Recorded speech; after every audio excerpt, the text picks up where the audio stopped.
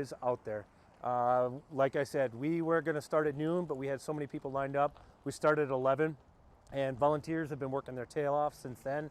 I'm thankful for that. I think this shows that there is some huge needs in the community, and we got some things we got to address.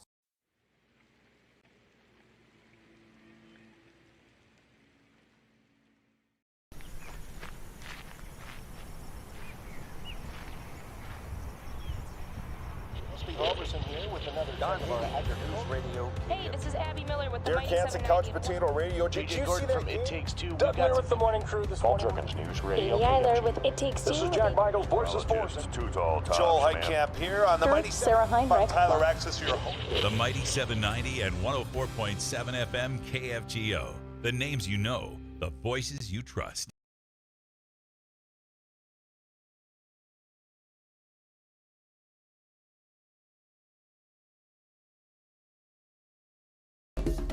Thanks for watching News and Views on YouTube. Don't forget to subscribe and like our page. And send us a text anytime at 35270. So today on MSUM campus, we're doing an ice jam, which is we're combining a bunch of percussion instruments with ice instruments, which are also going to be used in a percussive form. We're going to hit them with mallets, hammers, all those types of things.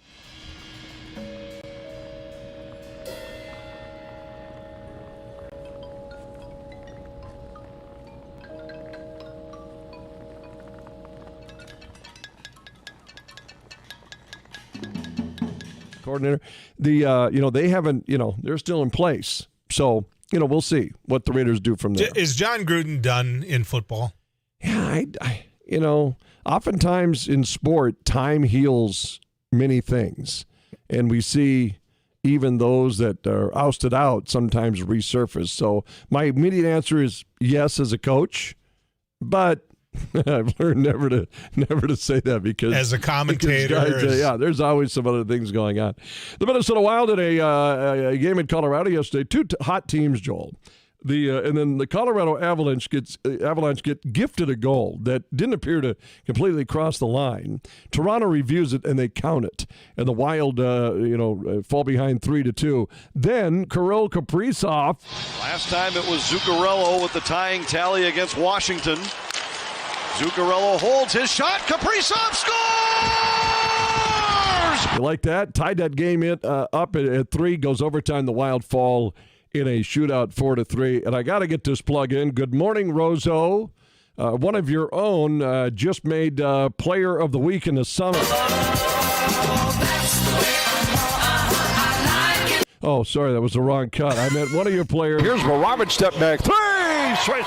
KC and the Sunshine Band making sweet music at the Betty. Casey Moravich. See how I told you he's wired differently, folks. This needs to get out there before, I don't know if it's a weather announcement or what. A squeeze box is any bellows-driven instrument. A wash tub is an instrument after 12 to 15 hams. Number 3, Albert Mikish is not a Manador boy. He's a Ledgewood boy. Ledgewood with an I. Did you just pronounce that a different way for the 7th time? Yeah. Did you just drop a Ledgewood? Ledgewood. Ledgewood. That's how we pronounce it. And now you took out the other syllable. This person obviously listens a lot because they said Ledgewood with an I. So they're right. Yeah. I think they're right about the wash tub is an instrument after 12 to 15 hams. Yeah. Boom, boom, boom. Boom, Abby, I wasn't lying either. I showed you a picture of it. You did show me a photo. It's an instrument. It's all good. Is it an instrument? It's an instrument. Okay. Yeah. What's the name of it? Wash tub. Okay. That's literally what they call it. Wash tub. If a pan flute is if a mouth harp, then so is a wash tub. Yeah, it's a wash tub. Anything that makes noise is an instrument. There was a gentleman, I worked with his daughter for a lot of years in Manador. Her name, by the way, it was just her birthday. It was Deb Furch's 72nd birthday. Foertschch. Foertschch. Yes. And it was her 72nd birthday, and her dad played the wash tub. How about that? Yep, he did in old Morris's Bar which as a little kid, you'd get to go in there and play pool, and you thought, wow, I'm old. Yeah, that was always the thing. That was like me in the bowling alley at Basin Bowl. Yeah. Yeah, 10 lanes. 10 lanes we had at Basin. See, in Ledgewood, the bowling alley is still open. I just want to point out. How many lanes? I think it's 8, Yeah. but I'm not sure. Yeah. It might be 6. New Effington still has a bowling alley, I believe, open too. Kindred over Edgeley Cullum Montpelier. There's a classic matchup, Joel, from a season ago and last night. Kindred boys defeating Edgeley Cullum Montpelier 48-37. On the girls' side, Edgeley Cullum Montpelier ladies defeat Oaks 58-55. Norman County East over Oak Grove by 6 on the girls' side. And Northern Cass on the road defeating Enderlin 66-33. It's that time of year, isn't it? Everybody starts positioning and looking. It's nuts. This is busy. This is why we need the weather to cooperate. Yeah. What's it look like? The weather is going to be blustery out in the country. I listened to my buddy Too Tall, and he, when he says it's not going to be that bad in town, yeah, but when you get that's a big red flag for me who doesn't stay in town. How many open areas do you see on your trek? 1 or 2. How many calls? I got a call from a buddy today that was like, how's the roads? I'm going south. So I'm like the road guard for everybody because they know my schedule. Crazy stuff. The New York Knicks and the Wolves tonight right here on the Triple Towers of Power. Joel, we got a little high school hoops on our brother station tonight. Maddie, the Encyclopedia English, will be hanging out as the Richland boys are at Maple River tonight. Yes. 7:15 the tip-off on that. Squeeze box. There's another quiz for you. Abby, ready? Yeah. Richland's school nickname is? It's a horse. It's a horse. The Colts? Yeah. That's their mascot, isn't it? That's nickname, mascot. Okay, right, yeah. Right. I mean, they don't bring a horse into the gym, right? Give me they bring a Colt. Here's one for you this morning. Give me 2 songs by Zamfir. I'm out. I tapped out. Yeah, me too. Do you know too? No, but he played the pan flute, so I don't know. I'm not sure if they were anything sung. It's all instrumental. Come on in here. Let's Abby will pull them up and she'll play them for us. It'll be great for ratings. Yeah.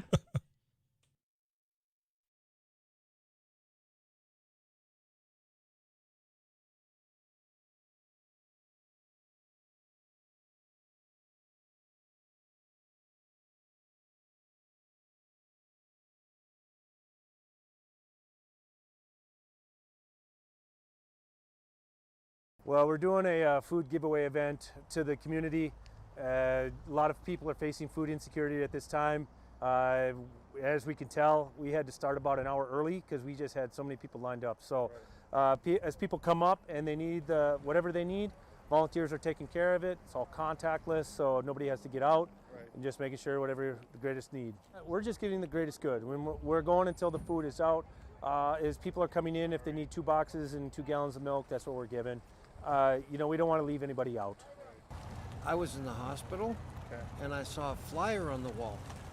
And all the nurses were talking about taking people down there to get food and stuff. I got out last night, the hospital last night, and I said, man, I'm going to do this. When I came from Williston here, I lived on these streets for 3 years, caring. And that's what this is. That's the way I see it. Very helpful. I think it's going to be very helpful because I know people that are doing without. I think it's truly remarkable how much need there is out there. Like I said, we were going to start at noon, but we had so many people lined up. We started at 11, and volunteers have been working their tail off since then. I'm thankful for that. I think this shows that there is some huge needs in the community, and we got some things we got to address. So today on MSUM campus, we're doing an ice jam, which is we're combining a bunch of percussion instruments with ice instruments, which are also going to be used in a percussive form. We're going to hit them with mallets, hammers, all those types of things.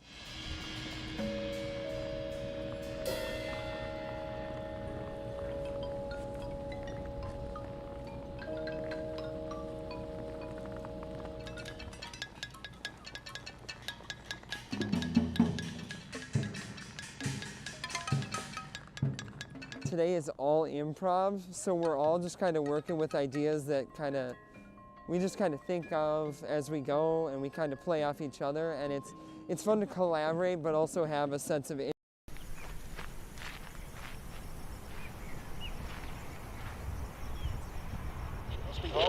with another Hey, this is Abby Miller with the Derek Mighty Hansen, 790 couch Couch Potato Radio. Did you see that? It Takes Two. Doug Lear with the morning crew this morning. News Radio. Amy Eiler with It Takes Two. This is Jack Michaels, voices Poorest. Joel Heitkamp here on the mighty Sarah Heinrich. Tyler Richest. Blessed and fortunate enough to reach, like, say, 90, 92, 95. Mm-hmm. Do you think we're just cranking this up, sitting at the mall, talking about people? Well, man, You I got must it, be right? 90 because I'm already doing that. I was like, "Ugh." Wait till I'm 90. I keep yelling at the radio on Saturday, play a yodel. I want to hear Roger Miller. That's what you do now? Yeah. That's what you do now? That's good. That's good. You need to incorporate the game my girls and I always played, as I've told you before. Sit in the mall and strange people walking by, we play guess what their first name might be. Really? Or like guess what their life is. Yeah, that's all we do and eat Yeah. ice cream. It's a tremendous So on thing. Saturday mornings at our house, Sue will sit there and the girls will come up and they'll go, because I get up at 5 every day. They're like, it's 5 o'clock and he's playing music really loud upstairs. And your mom goes, get over it. It's going to happen. Get over it. It's going to happen. She tried to change it and it didn't It's work. not going to change. It began with his father and it's still there today. Nice job getting the Norwegian entertainer in here for Dougie. Yeah. We really caught him off guard. It's not too often we get Doug Lear. No. He's a chess player and about 5 moves ahead all the time. That fur was warm. We need to get a babushka. Big announcement coming up.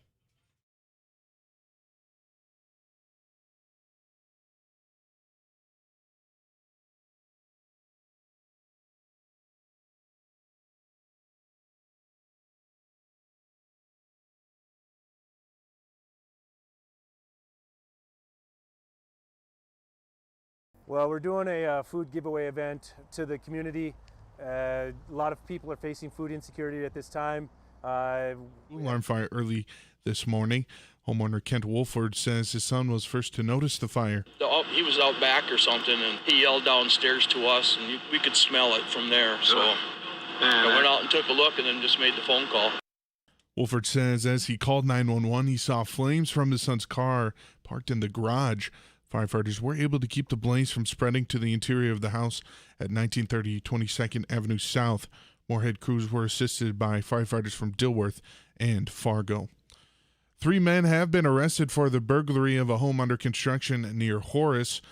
Cass County Sheriff's Office says a resident reported suspicious activity early yesterday morning. The caller was able to provide deputies with a vehicle description and a direction of travel. Deputies spotted the vehicle about 3 miles west of Horace and conducted a traffic stop. 28-year-old Cody Foster and 24-year-old Alex Gary were arrested for felony burglary. As deputies searched the property, 24-year-old Timothy Macy was also arrested. All 3 are from Fargo. Currently 27 degrees and partly cloudy in Fargo-Moorhead. You're listening to KFGO News. Thanks for watching News and Views on YouTube. Don't forget to subscribe and like our page. And send us a text anytime at 35270.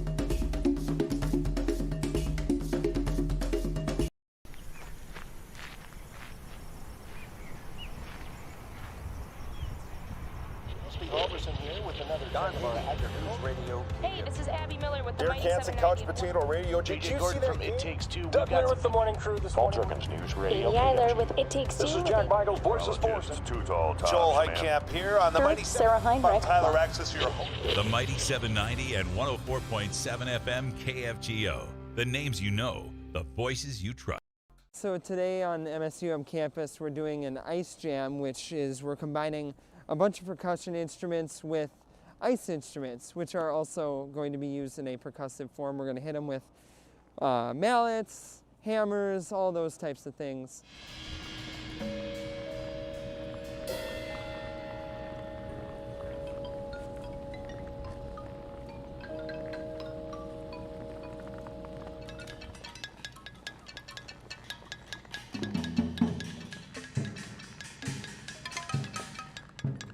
Today is all improv, so we're all just kind of working with ideas that we just kind of think of as we go, and we kind of play off each other, and it's fun to collaborate but also have a sense of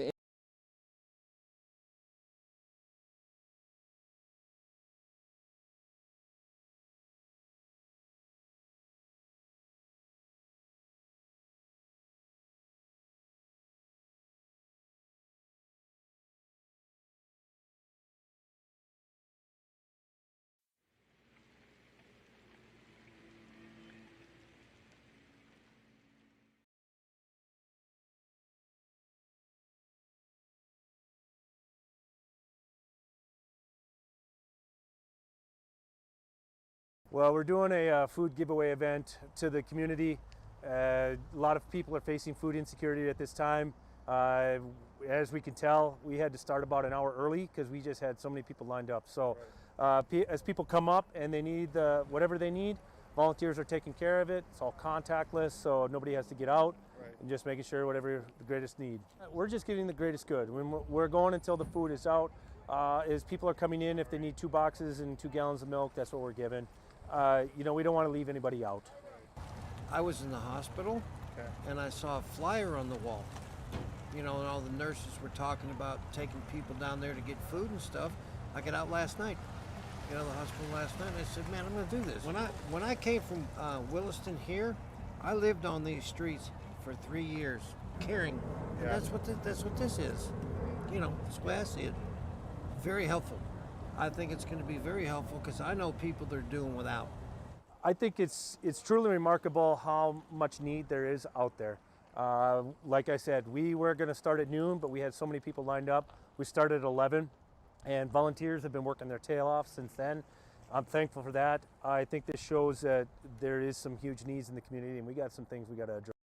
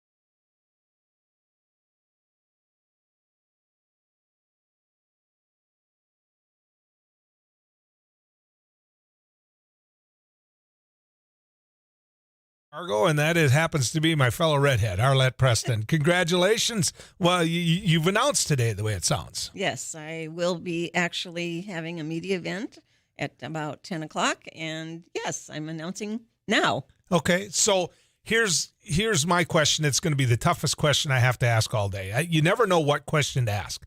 Why? Well, because I think it's time for new leadership. Someone who is on the ground, understands the community, is connected, and is looking at the future. I just think that the last couple of years, it's been a lot about the diversion and looking back, and we need to be looking forward. So that's why I'm running. Okay.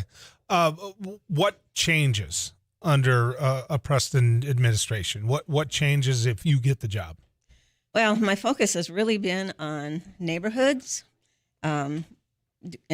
encouraging an open and inclusive community, and building the strong workforce. So with neighborhoods, it would be continuing on with the work that's been done with Core Neighborhood Plan. I've been actively involved in making sure that that is funded and that we are supporting the old neighborhoods, but also the new neighborhoods. When we look at the impact of the diversion and building out to the diversion, we've got to start planning for that. And that's what I see lacking currently. The staff is really starting to move in that direction, which is great. But we need to be putting our focus there. Strong workforce, we need to be building a city that will attract workers, and housing is a large part of that. Right now, it's difficult for people to find housing that they can afford. And then finally, the open and inclusive community is very much part of that workforce attraction and enhancement.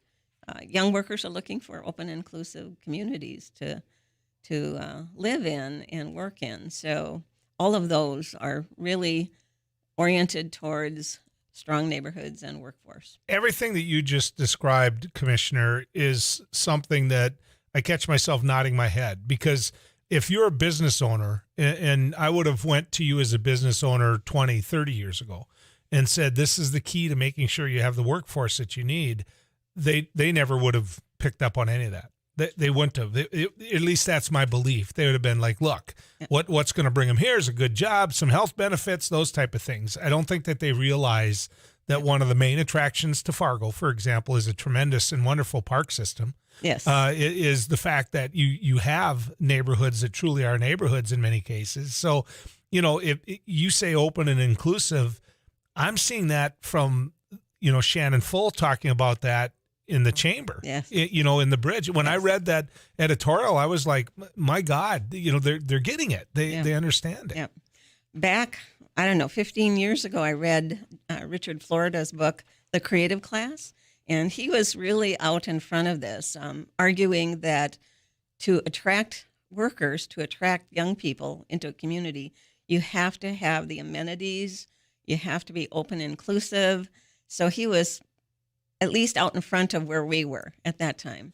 And I think with the unemployment rate and the lack of workers, finally, the business community is there as well, which is wonderful to see. So name two things, because, Mayor Mahoney, he wouldn't have gone through the lawsuit, I don't believe, if he wasn't running. He hasn't announced he's running yet, but he's kind of gone dark. You can't get him to return a call. So anyway, I assume he's running. You've got Shannon Rose-Jones running. What's the biggest difference? Because there might be more. There might be more people get in. If they vote for you, what is the biggest difference that you see in your belief in public service versus others? Well, certainly looking forward. I am very future-oriented. So building a future for our children and grandchildren. And granted, others could probably say that as well, but the core of that truly, and keep going back to thriving neighborhoods that are strong and allow individuals to be able to afford homes, whether they want to own or rent. So having that sense of community in a neighborhood where you know your neighbors and trust and can watch out for each other, that is the core of a community. And I believe that's what differentiates me probably from the other candidates as well. So I've watched you in your first time as commissioner. I've watched you this time as a commissioner. I've known about your work in the medical community for a number of years. But you're not the kind of person who's going to look at an opponent and say a negative thing about them.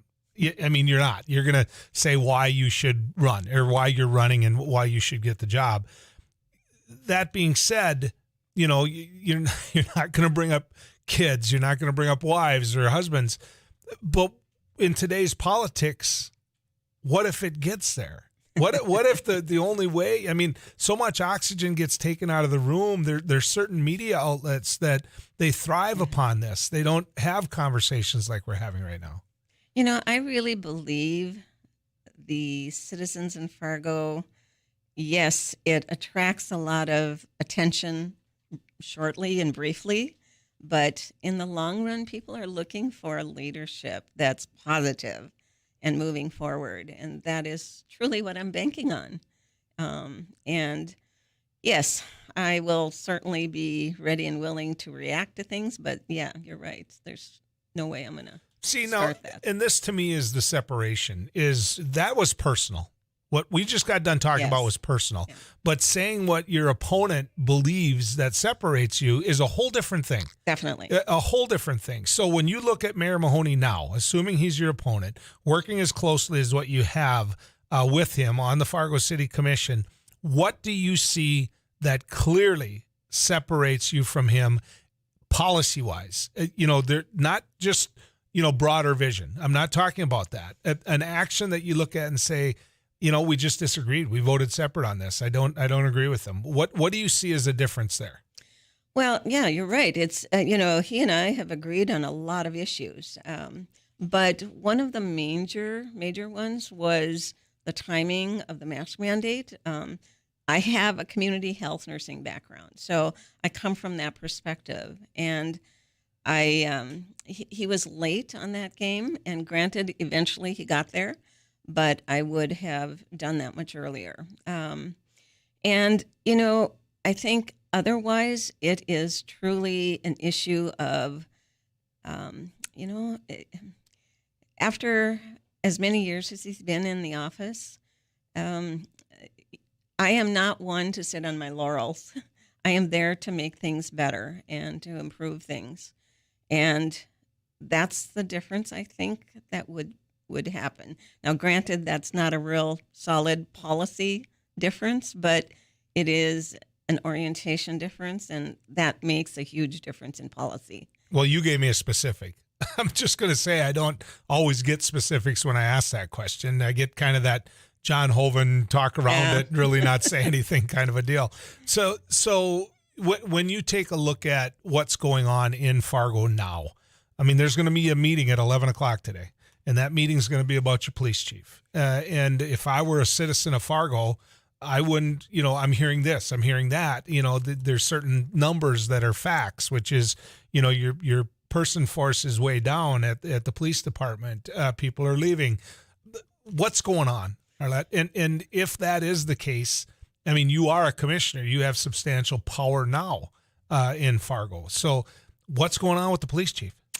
Yeah, and at 11 o'clock, we'll find out specifically on the numbers. I don't know for sure exactly if those numbers, we approved an additional 6 new positions with the January 1 budget. So it could very well include those.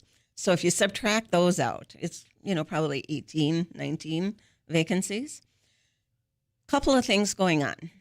One of them is certainly the national kind of environment that we're working in the law enforcement is trying to adjust to. So it's been tough for every law enforcement agency. I think if you look across the nation, there has been turnover, and part of that is what's going on. Probably it's been stressful. Fully understand that. The line officers, they've taken it in the shorts sometimes.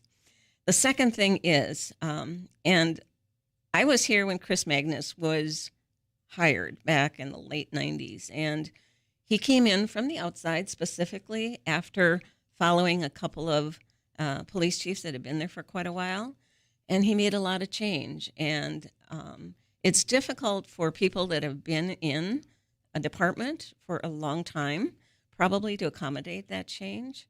And I think that's part of what's going on with Chief Cebulski as well. He is making some really positive changes, and I do believe, and we don't have a full sense of the morale of the department at this point. I don't think any kind of survey has been done. So I have a feeling that a large portion of the department is real positive about those changes, but there's some that just, it's it's tough to accommodate new ways of doing No, things. you sound as though he has your support. Yes. Okay. Let me take that a step further. The coordination between the city of Fargo and its school board, because as an outsider driving in, that seems to be one of the biggest disconnects that this community has, is the fact that the school board and the people that govern the city itself don't work closer together. The geography alone, because you were talking about you've got to be ready for everything that's north of the diversion because your town's going there. Yep. Right. But it seems that the school isn't going there. Yes. And so you've got all these controversies that come along with that. Shouldn't there be better coordination between the Fargo City Commission and the Fargo School Board? Definitely. The staff, I think, are doing a really pretty good job of communicating, but at the policymaking level, it's probably not been as good as it could be. We had, and in fact, I missed it because I was out of town, but last summer there was a joint meeting between Park District, School District, and City, and a few of us requested that meeting be spent on sharing plans and seeing where they integrate well and where they don't. That was a first step. However, it needs to be taken to the next step, which is so where they don't mesh and looking at the landlocked situation that we're going to be in 30, 40 years, how do we prepare for that? Both school district as well as Park District and the city. And that needs to happen. It hasn't yet. Okay. Stick around, Arlette. Just a couple more questions, if you don't mind. Sure. People want to know more. Where's the website? Where do they go? Okay. Where do they go? Oh, ArletteForFargo.org. Okay, ArletteForFargo.org, and this podcast will have a link to that on there. So stick around. We've got more with Fargo City Commissioner Arlette Preston. If you have a question, text us at our iConsultants of North Dakota. Well, we're doing a food giveaway event to the community. A lot of people are facing food insecurity at this time. As we can tell, we had to start about an hour early because we just had so many people lined up. So as people come up and they need whatever they need, volunteers are taking care of it. It's all contactless, so nobody has to get out, and just making sure whatever the greatest need. We're just giving the greatest good. We're going until the food is out. As people are coming in, if they need 2 boxes and 2 gallons of milk, that's what we're giving. We don't want to leave anybody out. I was in the hospital, and I saw a flyer on the wall. And all the nurses were talking about taking people down there to get food and stuff. I got out last night. The hospital last night, and I said, man, I'm going to do this. When I came from Williston here, I lived on these streets for 3 years, caring. Yeah. That's what this is. That's the way I see it. Very helpful. I think it's going to be very helpful because I know people that are doing without. I think it's truly remarkable how much need there is out there. Like I said, we were going to start at noon, but we had so many people lined up. We started at 11. And volunteers have been working their tail off since then. I'm thankful for that. I think this shows that there is some huge needs in the community, and we got some things we got to address. Thanks for watching News and Views on YouTube. Don't forget to subscribe and like our page, and send us a text anytime at 35270.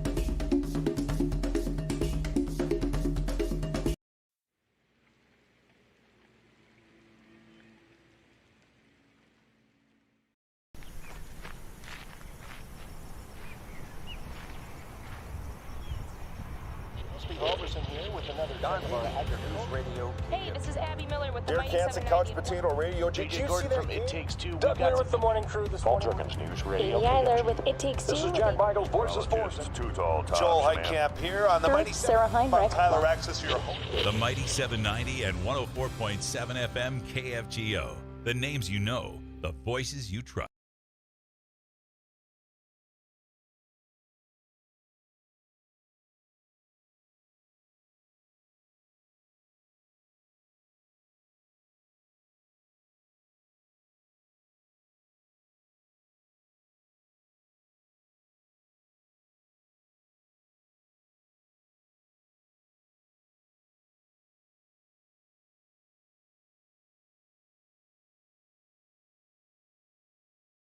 So today on MSUM campus, we're doing an ice jam, which is we're combining a bunch of percussion instruments with ice instruments, which are also going to be used in a percussive form. We're going to hit them with mallets, hammers, all those types of things.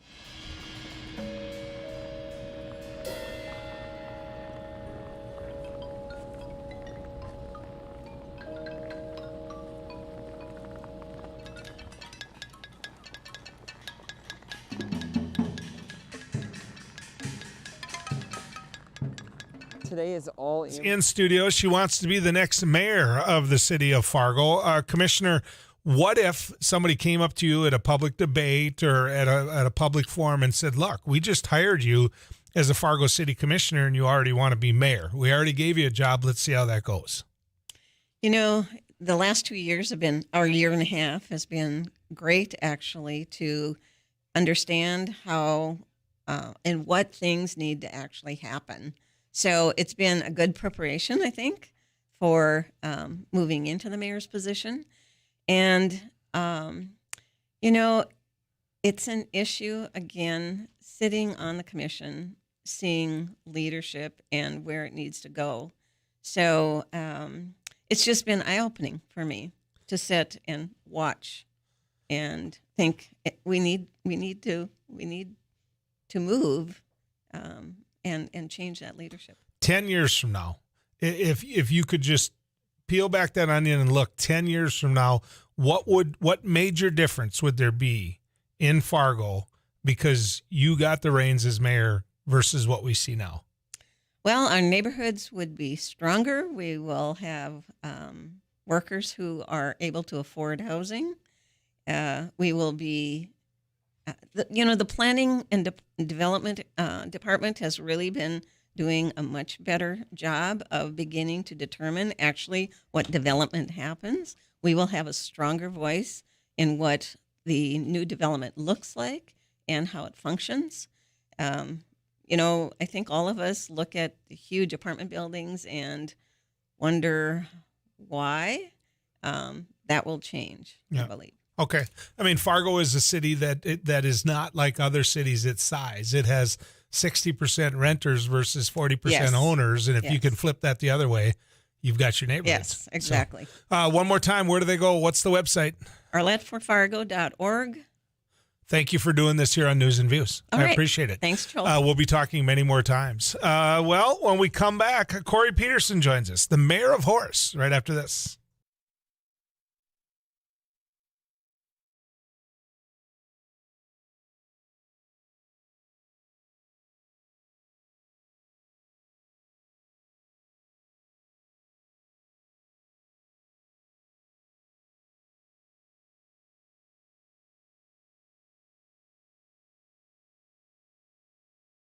So today on MSUM campus, we're doing an ice jam, which is we're combining a bunch of percussion instruments with ice instruments, which are also going to be used in a percussive form. We're going to hit them with mallets, hammers, all those types of things.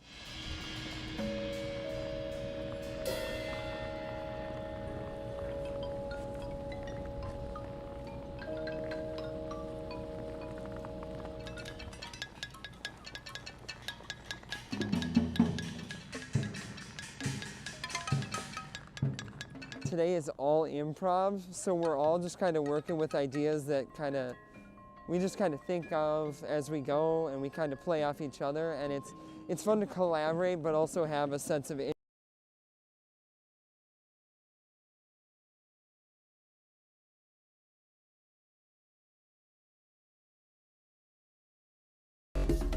Thanks for watching News and Views on YouTube. Don't forget to subscribe and like our page and send us a text anytime at 35270. Well, we're doing a food giveaway event to the community. A lot of people are facing food insecurity at this time. As we can tell, we had to start about an hour early because we just had so many people lined up. So as people come up and they need whatever they need, volunteers are taking care of it. It's all contactless, so nobody has to get out, and just making sure whatever the greatest need. We're just giving the greatest good. When we're going until the food is out. As people are coming in, if they need 2 boxes and 2 gallons of milk, that's what we're giving. We don't want to leave anybody out. I was in the hospital, and I saw a flyer on the wall. You know, and all the nurses were talking about taking people down there to get food and stuff. I got out last night, the hospital last night, and I said, man, I'm going to do this. When I came from Williston here, I lived on these streets for 3 years, caring. And that's what this is. That's the way I see it. Very helpful. I think it's going to be very helpful because I know people that are doing without. I think it's truly remarkable how much need there is out there. Like I said, we were going to start at noon, but we had so many people lined up. We started at 11, and volunteers have been working their tail off since then. I'm thankful for that. I think this shows that there is some huge needs in the community, and we got some things we got to address.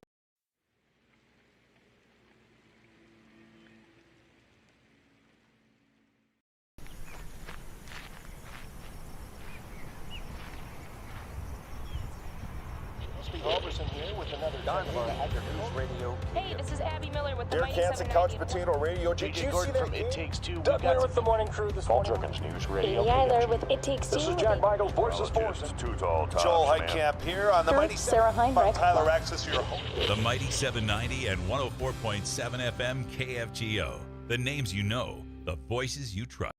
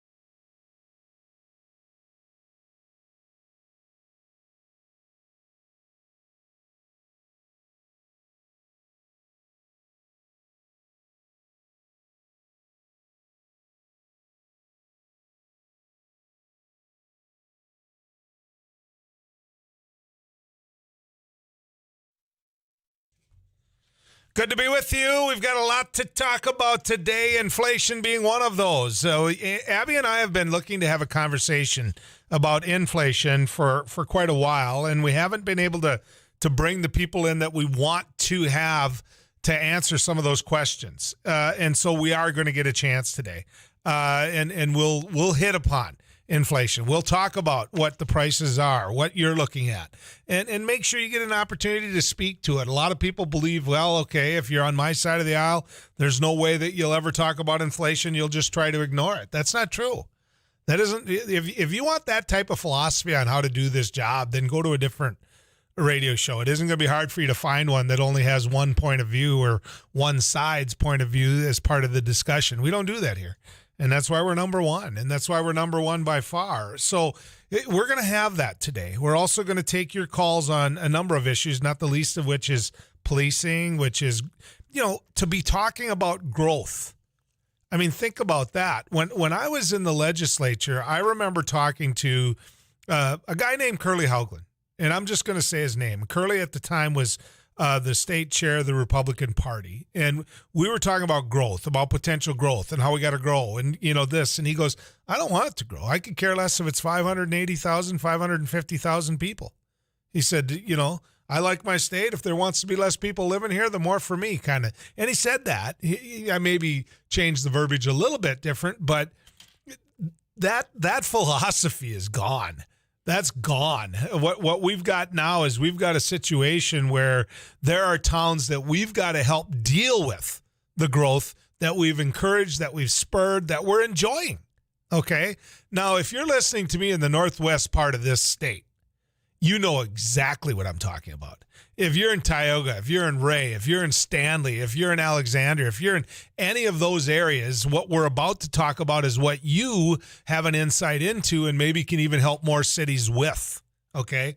Which is how you deal with rapid expansion. Well, in Horace, Horace is this beautiful little community. Some might call it a small farming community not that long ago, but it's not anymore. It's a suburb. It's a suburb of West Fargo and of Fargo, and it is growing, much like Lincoln did outside Bismarck, right? Well, Corey Peterson is the mayor of Horace. And you know what?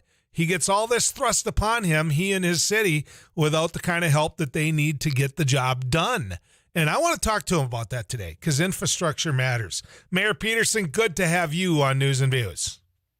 Good to be on with you, Joel. Yeah, you pretty much nailed that with that introduction there. It's exactly what's going on. I have no idea how you're going to do this, though. I don't. You're going to need some grant money. We're talking about 27% growth. We're talking about at the end of this next little break you've got, by the end of 2022, you could be looking at 4,000 homes versus where you're at now, or 4,000 people versus 3,100. Now, that's a big percentage of growth, Corey. That's a big Absolutely. percentage. Oh, it's huge.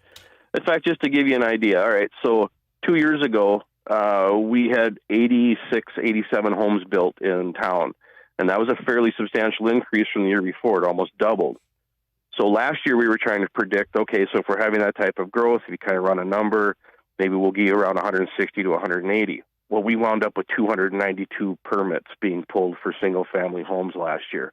That is a huge increase, and as a city our size, to try and accommodate that, to make sure we can get the permits out on time and have enough staff. I mean, holy smokes, it's incredible growth, and the projections are, again, for this coming year that we're going to be, probably exceeding 300. So it's just the growth is tremendous, and it's coming very quickly. And I'm sure the folks out in the oil-producing counties and cities are kind of smiling, going, yeah, been there, done that. Yeah. Because they know what we're going through. Yeah, exactly. You went out to the legislature and you went to the interim committee and you spoke to state government and said, look, we need help. What response did you get? So far, it's been, I think they understand it. It's just a matter of the how do we go about it, There was that ARPA money, and that's what we were trying to get some help with that because, again, the infrastructure needs that we have, just become more so. And then with the growth happening faster than we anticipated, it just exacerbates the problem because these infrastructure needs are going to have to be done sooner than what we had originally projected. So yeah, we're going to be, pounding on all the doors going, hey folks, we're over here. We need some help with things because, we can't keep taxing the citizens to death in our city for all these infrastructure needs because it is new growth. So we try and have new growth pay for some of this, but it's happening so rapidly that you can't just hammer them either. We need help. And that's what we're trying to do, is just trying to get into people's faces and let them understand we're here. We need help. So, Mayor Peterson, can you see a scenario where Horace becomes West Fargo, where there's a consolidation or annexation or however you want to put it, where you wake up one day and say, look, we've geographically we've all become one, and to govern this thing, we might just well become West Fargo. What do you see? Is that even a potential?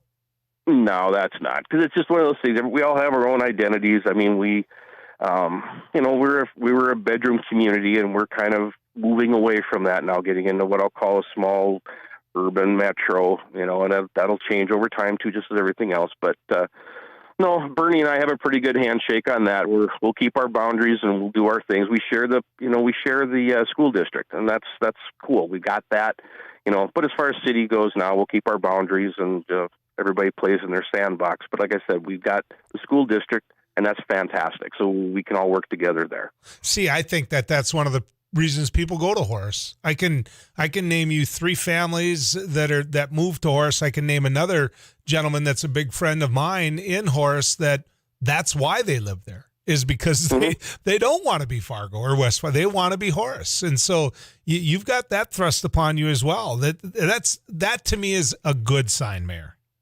Yeah, and I think so too. And we've there's people that have moved in from out of state too, and they said, they just like this area. It's still, and it's kind of funny because it's all relative. They consider it rural, where some of the residents who have lived there all their lives don't think of it as rural anymore. So it's, it's your background and what you come from.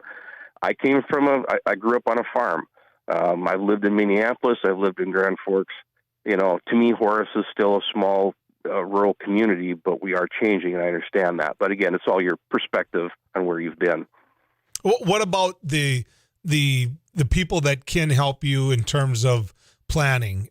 For example, and much of what I'm quoting here, ladies and gentlemen, I want to give Pat Springer credit to, and Dave Sampson. These are guys whose work I respect immensely with the forum. But I'm looking at a picture right now that's got Casserole Water's water tower in it.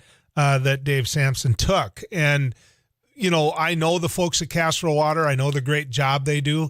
Are people like that sitting down with you saying, look, here's what we can do, here's what we can't do, here's where we could partner, are you visiting with them? Yeah, we have to. I mean, it's that whole thing, the regionalization. There's things we can't do by ourselves anymore. I mean, one of them is like the water, just like you talked about with Casserole Water. We're working with those guys right now. And if there hadn't been a supply shortage, the whole city would be hooked up on Casserole Water right now. Right now, we do have water rights, so that I'll call it the older part of town is hooked into that, and some of on our periphery and some of the new development is on Casserole. But we will run out of our capacity in the aquifer. We only get allocated so much. We're going to be over that if we keep tapping. So. We had an arrangement set up then after talking with Casserole Water, and we're going to switch the whole city over. The water quality will be better, and I think that's what people have been complaining about. The water quality has been bad, and I will agree. So this is going to help tremendously, and then we'll have Casserole for the whole city, and I think that'll be fantastic. Are you sure about Casserole's water quality? The manager's a Bears fan. You know that, right? I'm just saying. I'm going with what he's telling us. I'm going with that. He's not lying. It'll be better, I promise. Corey, a couple more questions. Can you hang with me for a sec? Yeah, go ahead. Okay. Let's head to the weather cave and find Mr. Too Tall Tom and get our weather forecast.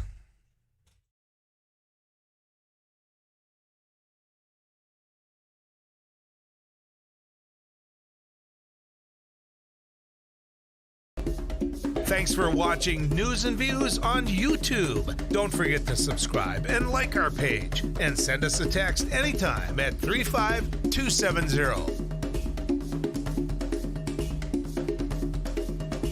Well, we're doing a food giveaway event to the community A lot of people are facing food insecurity at this time. As we can tell, we had to start about an hour early because we just had so many people lined up. So as people come up and they need whatever they need, volunteers are taking care of it. It's all contactless, so nobody has to get out, and just making sure whatever the greatest need. We're just giving the greatest good. We're going until the food is out. As people are coming in, if they need 2 boxes and 2 gallons of milk, that's what we're giving. We don't want to leave anybody out. I was in the hospital, and I saw a flyer on the wall. And all the nurses were talking about taking people down there to get food and stuff. I got out last night, the hospital last night, and I said, man, I'm going to do this. When I came from Williston here, I lived on these streets for 3 years, caring. And that's what this is. That's the way I see it. Very helpful. I think it's going to be very helpful because I know people that are doing without. I think it's truly remarkable how much need there is out there. Like I said, we were going to start at noon, but we had so many people lined up. We started at 11, and volunteers have been working their tail off since then. I'm thankful for that. I think this shows that there is some huge needs in the community, and we got some things we got to address. So today on MSUM campus, we're doing an ice jam, which is we're combining a bunch of percussion instruments with ice instruments, which are also going to be used in a percussive form. We're going to hit them with mallets, hammers, all those types of things.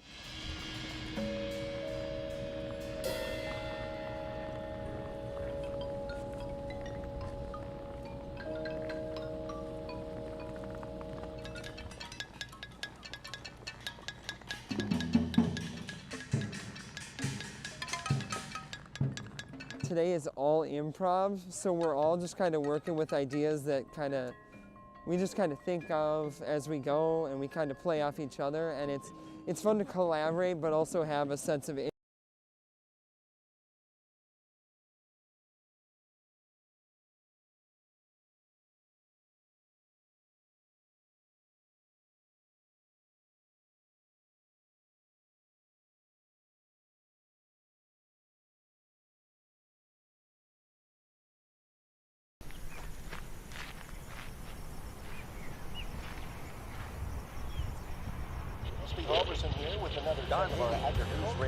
Hey, this is Abby Miller with the Derek Mighty Hansen, 790. Couch Potato Radio. Did you Gordon see from that It game? Takes Two. Doug Miller with the morning crew this morning. News Radio. Katie Eiler with It Takes Two. This is Jack Michaels, Voices Force. Joel Heitkamp here on the Mighty Sarah Heinrich. Tyler Access, your home. The Mighty 790 and 104.7 FM KFGO. The names you know, the voices you trust.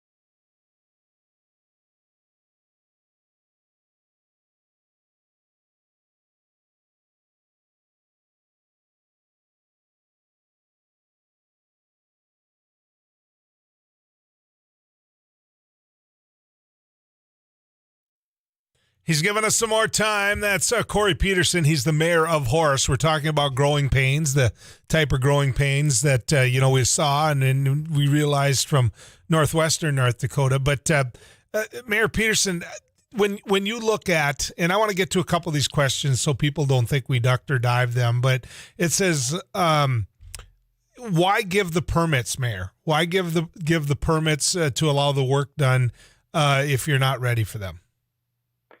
Well, it's not that we're not ready for them. It's just we have to accommodate and work with them. And I know people say that, you go ahead and stop the growth, but if you stop the growth, then we run into other problems. You start creating another artificial housing shortage, and everybody's housing prices go up. So that's not really practical either. So you have to balance this and understand what's coming and work with it. And that's kind of what we're trying to do. You can't stop it, but you can control it and make it kind of work to how you want your city's ambiance to be shown. And I think, the developers have been really good about that and working with us. So yeah, it's got its challenges. There's no doubt about it. But if you can work with people and come up with that balancing act and work it through, I think we'll be fine. So when I drive through Horace, and I do often, what I see is, I see two communities. And if I'm wrong about this, I'll let you, but I see new and I see old. I see traditional is probably a better way of putting it. Do these two get along? Does the old Horace, the Horace that I knew growing up and have known for years, how are they handling all of this growth, this different culture, this different, that's got to be a real juggling act for you. Oh, it is. And I'm not going to lie to you. There is some consternation there, and I understand that. It's happening too quickly. Change. Everybody has a fear of change, and when it happens rapidly like that, it amplifies it, and I get that. And that's one of the things too, because we got to think about this. All right, so the growth is happening that quickly. That means there's these other side effects that happen. The valuations of the homes in town. We had to do that here 3 years ago now, I guess it was. The average percentage of increase was 29%. Okay, so people who have lived there all their lives just got smacked by their home valuations going up. There's a couple of specials that had to be done in town for improvements, and then the price of things are going up. I mean, I understand that, and people are highly sensitive to that, and I understand that too, and then with the growth, you get those other issues too, like I said, with the infrastructure. We're running out of capacity in our lagoons, and we have a pipeline that goes to Fargo right now, and we're probably going to be putting in another one because Fargo has the capacity to handle, at least according to what they tell us, they can handle everything we can send at them. So we're going to do that, decommission those lagoons and get that out of there. And that's where we're going to need some help again with funding some of these things. But yeah, I mean, and I'm sensitive to the old part of Horace. I mean, those guys, a lot of them have been there all their lives, and all this growth is happening very quickly. The rural community, the farm equipment going down Main, that's becoming less of that. And I get it. Like I said, being a farm kid, I cringe with these developments going up too, because it's on prime farmland that we're putting up these developments. But the growth is here, and we have to, like I said, work that balance. So you mentioned the fact that West Fargo School District is you. I mean, that you are one and the same. I know that the new high school is going to be Horace. I think the estimates that they give you, Corey, and say this is where it could be, I think they're way under than what it's going to be. I think it's going to be much higher. So have you gotten a commitment from the governor? The governor is the head of the Water Commission. The governor is privy to all these grants. The governor is the one that can look at affordable housing so that you don't end up just being kind of a town of the wealthy type of a thing. Have you spoke to Governor Burgum, and is he committed to being with you on this journey? We've talked about things, so he's aware of some of the issues that we're dealing with for sure. I think that's like I'm saying, we're going to be talking more about, now that we've got some better numbers on some of the things that we're going to be dealing with. I think that's when we're going to be talking a little bit stronger about what these needs are and the time frames that have been accelerated so that we can get these things in the pipe and get to the right agencies to be able to get some help with this. And to be honest with you, I don't need like a full-blown grant. Yeah, it'd be nice to be able to have the whole thing covered. but I'll do a match. You know, the city can come up with a little bit of money if the state or another entity can come up with some more. You know, the city's got to have some skin in the game. That's the way it should work. But, you know, to be able to have access to that so that we don't have to do it by ourselves at 100% because we won't be able to. Are you starting to wonder why you took the job? You know, no, honestly, there's days when things are going really well and, you know, things move along. And then you got your other days when you got your hand in your head in your hand. You're going, what the hell was I thinking? You know, it works like that. So here's the toughest question you're going to get today. You ready for this? Somebody wants me, it's come into our text club, our eye consultants in North Dakota text club. It says, ask Corey if he's going to win the mayor's challenge at the Derby for the Vets at the Air Museum February 12th. We're going to work on that. I know you heard what happened last year. Bernie and I had to go 6 races before he just inched ahead on his car. So I'm off for blood this year. We're going to do it this year. Well, just don't be afraid to turn it into a demolition derby. I think yeah, exactly. Exactly.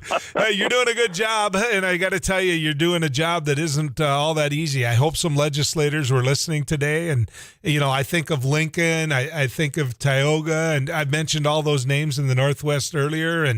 And I hope you draw on those mayors because they've been down the road you're going down, Corey. So I know I've talked with Brent Sanford, and he's kind of like, yep, nodding his head, going, yeah, been there, done that. He knows. Yep, as Mayor of Watford City, he has been there. So you bet. Thank you, Mayor. Thanks for coming on. Appreciate it, Joel. Thanks for talking to me. You bet. When we come back, let's get a chance to visit a little bit about that, about whether or not we're growing too fast, too soon, how we grow, whether or not there's ways to grow better. And this doesn't just affect Horace. This affects a lot of people. West Fargo alone. I mean, look at, if somebody would have told me West Fargo was going to have the population it has 20 years ago, I would have laughed. So stick around. More coming your way.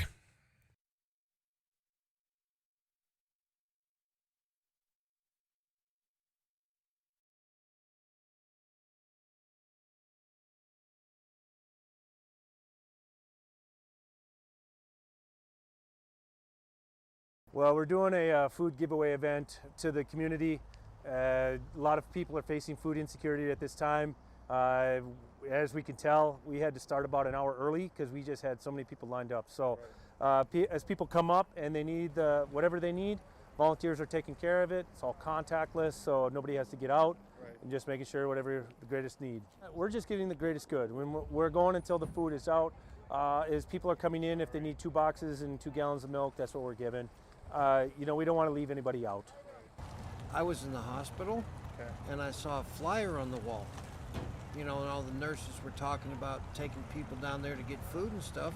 I got out last night. Got out of the hospital last night, and I said, man, I'm going to do this. When I came from Williston here, I lived on these streets for 3 years, caring. Yeah. That's what this is. You know, that's the way I see it. Very helpful. I think it's going to be very helpful because I know people that are doing without. I think it's truly remarkable how much need there is out there.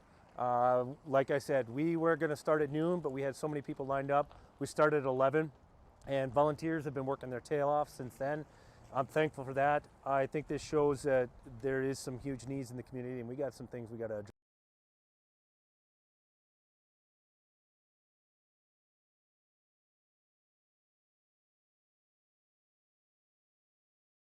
So today on MSUM campus, we're doing an ice jam, we're combining a bunch of percussion instruments with ice instruments, which are also going to be used in a percussive form. We're going to hit them with mallets, hammers, all those types of things.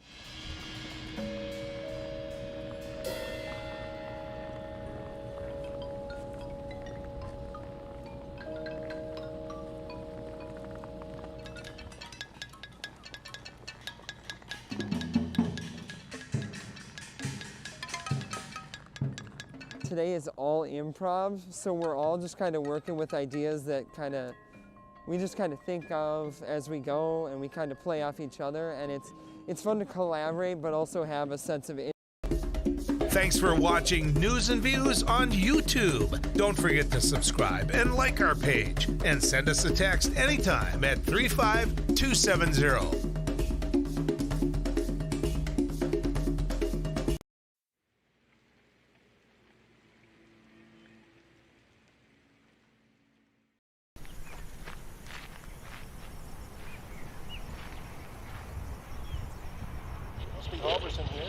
Hey, this is Abby Miller with the Derek Mighty Hansen, 790. Couch Potato Radio. Did JJ you Gordon see from that It game? Takes Two. Doug Miller with the morning crew this morning. News Radio. Katie Eiler with It Takes Two. This is Jack Michaels, Voices Force. Too tall, Joel Heitkamp here on the Mighty Sarah Heinrich. Tyler Axis, your host. The Mighty 790 and 104.7 FM KFGO. The names you know, the voices you trust.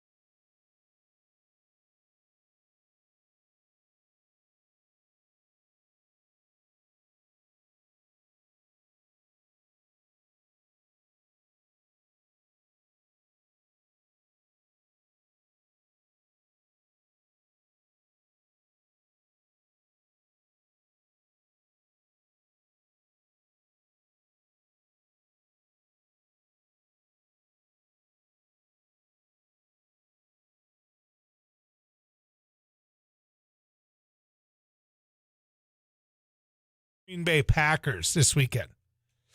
Ooh. Right. In Green Bay. Wow. Which means it's an uphill climb for the 49ers. Yeah. It's the 49ers I saw last weekend are not going to beat the Green Bay Packers. With all due respect to the Dallas Cowboys, who they did beat. But if you... The Green Bay Packers, though, are doing quite well this season. It's steroids. It's steroids and it's buying of referees. It's two things. It's the illegal things, right. Tom in the newsroom, you know. Yeah. Okay, good. So he can't hear us. He's not listening to us yet. It's steroids, and they when you're playing Green Bay at any given time, there's 11 men on the field, right? It's 11. So there's 22 players on the field, barring the Minnesota Vikings in the playoffs having 12. But that's a whole nother issue. So if you're Green Bay and you've got 8 officials out there, and they're all on your side, that makes it 19-11. That's true. Right? Yep. I mean, just pure math. Yeah, pure math. Right? So, yeah, that's pretty tough. None of the refs are neutral? Well, you'd like to think so until it matters the most. Right. I mean, I saw two referees one time in the NFL actually take Aaron Rodgers. It looked like they were trying to take his halo off. Oh, and they found out that he didn't have a halo. And so it was, Don't you hate that? It was really hard for them. Yeah, that would be tough to come to terms with. Exactly. The person you idolize and think is just a god. You find out he's just a human. Just a human. Like everybody else. Yeah. And then you can ask the question on Jeopardy. All right. Want to go back to some of the growth issues. When I look at Horst, first off, weren't you impressed with that mayor? I have no idea what his politics are. I just know that when I heard him talk, it was common sense. That's what I heard. I heard a mayor that doesn't wake up in the morning, look in a mirror, and see himself as a governor or president or anything like that. He just knows that he's got to get his city taken care of. And I guess I just was really impressed with how he approached all of this. But isn't that what we as a state could be investing our infrastructure dollars in? I mean, isn't that a focus of what we're talking about in relation to, what the federal government's trying to do? If the Biden administration does nothing else during its tenure, the one thing I am the most impressed on is the infrastructure bill and the position they put their opposition in, to where they really had no choice, many of them, to support it. Right? I mean, you look at North Dakota and the amount of money that we get back from the federal government per dollar we put in, and it's astronomical what we get back. It used to be well over $2 for every dollar we sent in. Now, I think it's actually more. I don't think a lot of the ag numbers are added into that the way they should be added into that. That being said, just take a look at what we have in terms of growing needs. Now, I'm going to go back to this because this morning I spoke to someone who very much ties to Republican legislators. Okay, let's just put it that way. They didn't know about this money that was turned back on affordable housing. They didn't know about this money that could have supplemented people's rent. They didn't know about it. And that's my problem with what Governor Burgum is doing. This isn't a criticism of him as a person. I'm not getting into his personal life or the personal life of his family. I don't care about any of that. I don't care. I don't care about his religion. I don't care about nothing like that. That's his business. What I care about is what he does with the job in relation to policy. And those are fair things to talk about. Those are fair things to be critical and critique of, and those are fair things to compliment. Okay? It can't always just be this whole notion of, man, kumbaya, we're just so lucky to have you. We need to take a step back, and when decisions are made that are wrong, not be afraid to speak to them. Because I don't get paid by the Democrats or the Republicans to be their mouthpiece. That isn't what we do here on News and Views. We're a place where all sides can come, all sides can be heard, and all sides have the opportunity to be criticized. And I mean it. Be criticized. And when you're sending $149 million back in grant money that came to this state of North Dakota before even the deadline of when you'd have to send it back is, that's wrong. And when you haven't spoke to Republican or Democratic legislators to say, I want to make sure that you know this is an opportunity for you in your legislative districts, if there's anything that we can do to help facilitate that. Now, let me ask you this. When you drive through small towns, when you drive through middle-sized towns, when you drive through that first tier of what you might even call big towns, how many community housing projects do you see? Right? When I drive through Hankinson, I see them. I see rental apartments that were built based upon a need. I see homes that are now filled up with young families where, in many cases, that widow was looking for a place to live and she didn't want to go into assisted care, long-term care. She didn't want to go into any of that. She wanted to go live in an apartment, but the house was too big.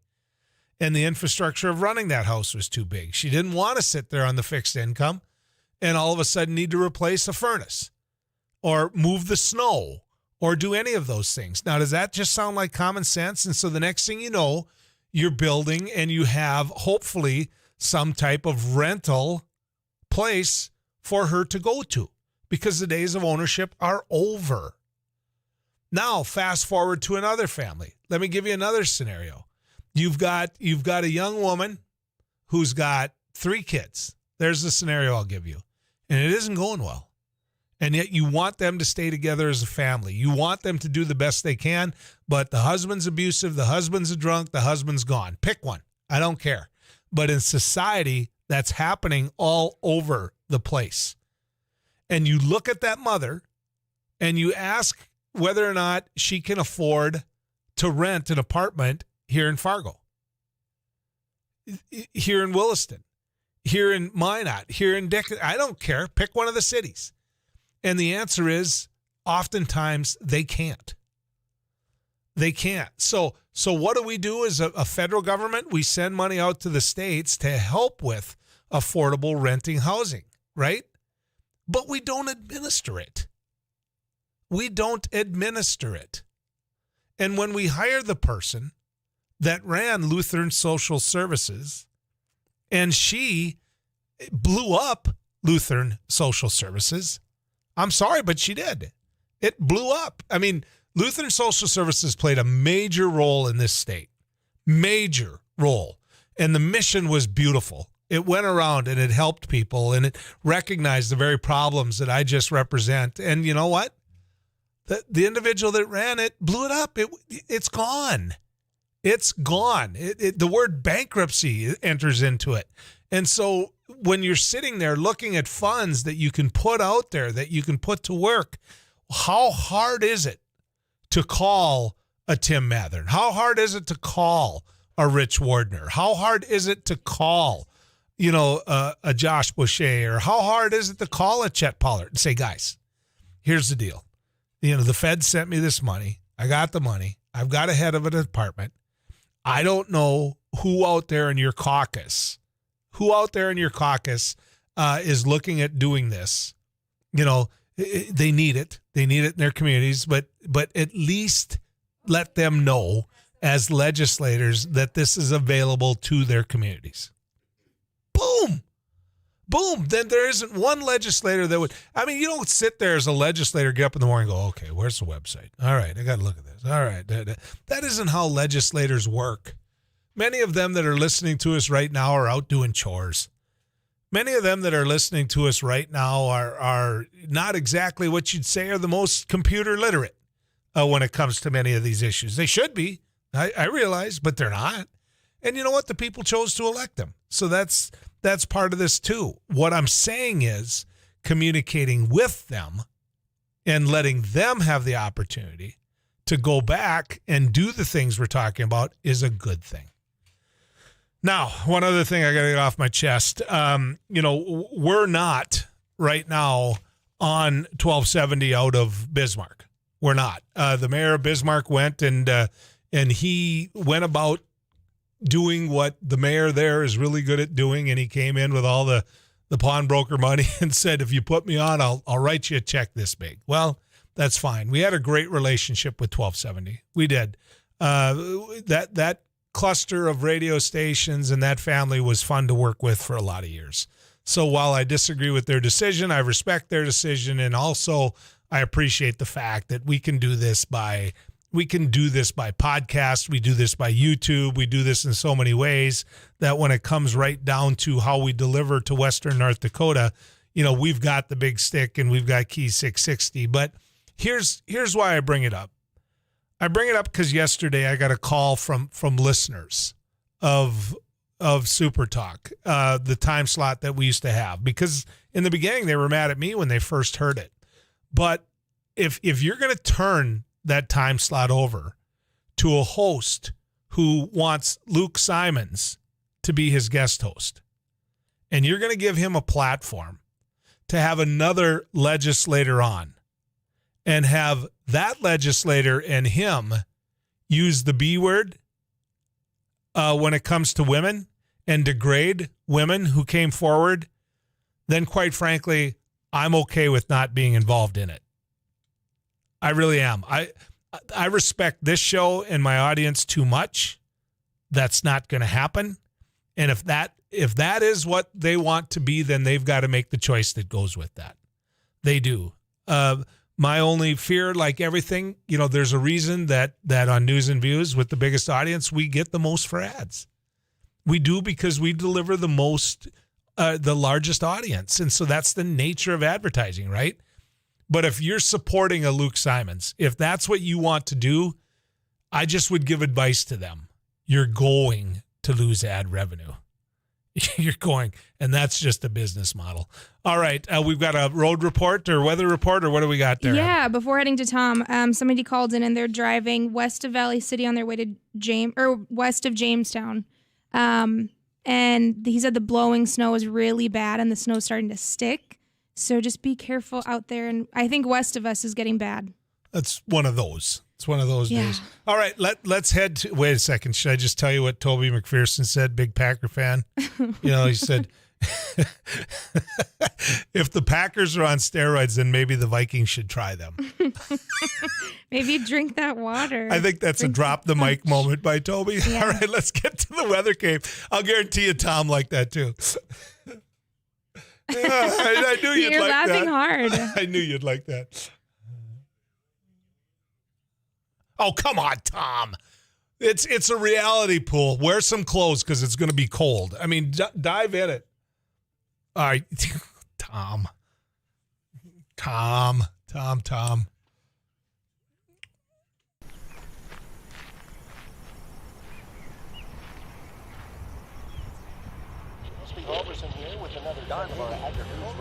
Hey, this is Abby Miller with the Derek Mighty Hansen, 790. Couch Potato Radio. Did you see that? It Takes Two. Doug Miller with the morning crew this morning. News Katie Eiler with It Takes Two. This is Jack Michaels, Voices Poorest. Too tall, Joel Heitkamp here on the Mighty Sarah Heinrich. Tyler Axis, your host. The Mighty 790 and 104.7 FM KFGO. The names you know, the voices you trust.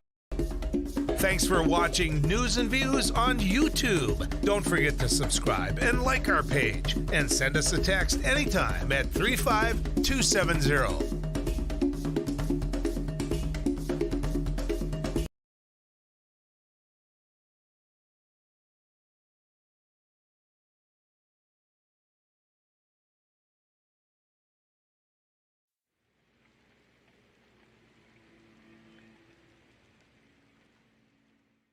So today on the MSUM campus, we're doing an ice jam, which is we're combining a bunch of percussion instruments with ice instruments, which are also going to be used in a percussive form. We're going to hit them with mallets, hammers, all those types of things.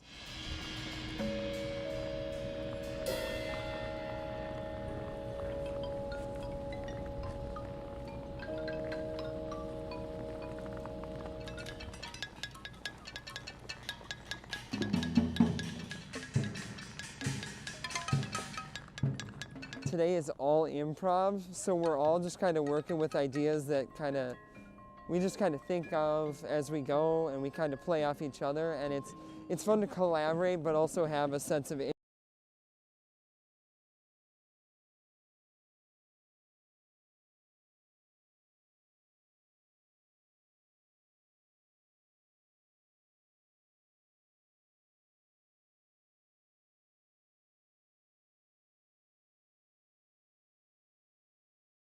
Well, we're doing a food giveaway event to the community. A lot of people are facing food insecurity at this time. As we can tell, we had to start about an hour early because we just had so many people lined up. So as people come up and they need whatever they need, volunteers are taking care of it. It's all contactless, so nobody has to get out. And just making sure whatever the greatest need. We're just getting the greatest good. When we're going until the food is out. As people are coming in, if they need 2 boxes and 2 gallons of milk, that's what we're giving. We don't want to leave anybody out. I was in the hospital, and I saw a flyer on the wall. And all the nurses were talking about taking people down there to get food and stuff. I got out last night, the hospital last night, and I said, man, I'm going to do this. When I came from Williston here, I lived on these streets for 3 years, caring. And that's what this is. That's the way I see it. Very helpful. I think it's going to be very helpful because I know people that are doing without. I think it's truly remarkable how much need there is out there. Like I said, we were going to start at noon, but we had so many people lined up. We started at 11, and volunteers have been working their tail off since then. I'm thankful for that. I think this shows that there is some huge needs in the community, and we got some things we got to address.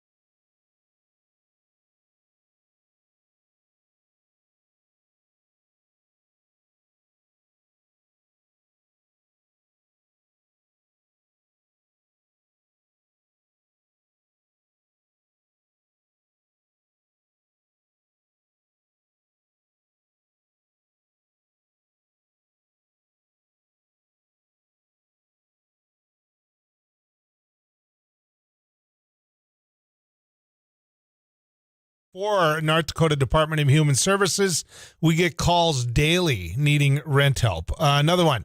It's funny how many North Dakotans complain about government spending but won't acknowledge how much federal dollars we get. Another one. Losing 40,000 acres of farmland to development and the diversion is a big deal, but seems to be hardly mentioned.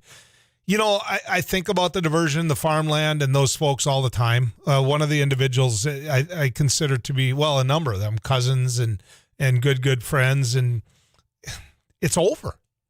I mean, I'd like to be their advocate again. I'd like to help them. I'd like to do all of those things. But at some point, you wake up and it's like, you know, that side didn't get a chance to be heard the way they should. They lost. You know, and it's not funny, but it's reality. And so if I'm wrong, if there's something still there, you know, I'm all in. I'll tell you, but it's over in my opinion. All right, let's get to the ranch. Get a chance to visit with our farm and ranch director, Sarah Heinrich, who, you know, she texted me a little bit ago. Soybeans are at $22 a bushel. Go ahead, Sarah. Not quite there, but we are seeing some double-digit gains in the wheat market and some nice rebounds with March wheat up 19.5 cents at $8.97, while September's at $8.69, up 14.25. March corn climbs a penny and 3/4 at $5.98. December at $5.59, up 3/4 of a cent. March soybeans now down 3 cents at $13.66. New crop November at $12.92, a penny lower.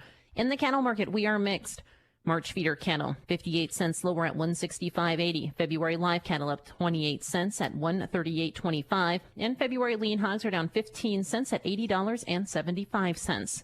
With your markets, I'm Farm and Ranch Director Sarah Heinrich for the News and Views Radio Network from the Enterprise Sales Egg Studio. Enterprise Sales of Valley City, your grain handling and storage experts. Thank you, Sarah. I'll get a chance to talk with her a little bit later, unless she's got one of those great farm reports that she often offers us as well. But before all then, when we come back, we're going to talk about the economy. We're going to get a chance to just talk about inflation rates, what those inflation rates are. Riaz Aziz is going to join us. He is a lecturer at NDSU and Concordia. And this is a man who, well, he comes very well recommended. So let's get a chance to visit with him and talk about what's happening out there in the world of inflation, what the cause is, and where he sees it going right after this.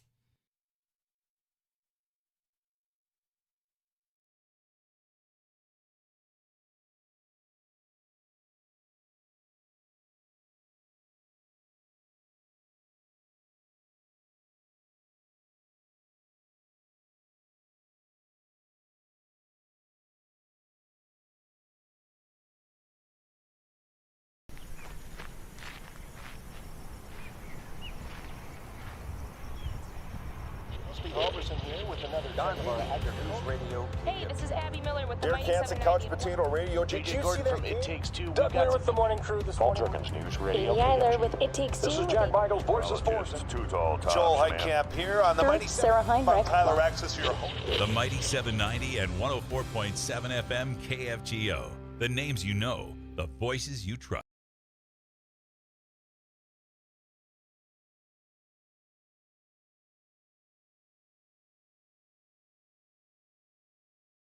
So today on the MSUM campus, we're doing an ice jam, which is we're combining a bunch of percussion instruments with ice instruments, which are also going to be used in a percussive form. We're going to hit them with mallets, hammers, all those types of things.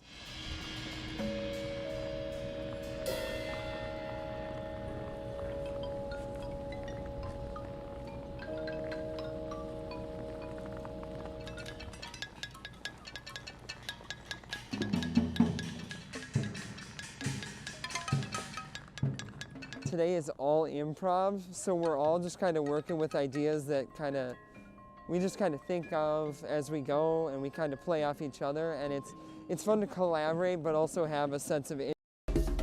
Thanks for watching News and Views on YouTube. Don't forget to subscribe and like our page, and send us a text anytime at 35270.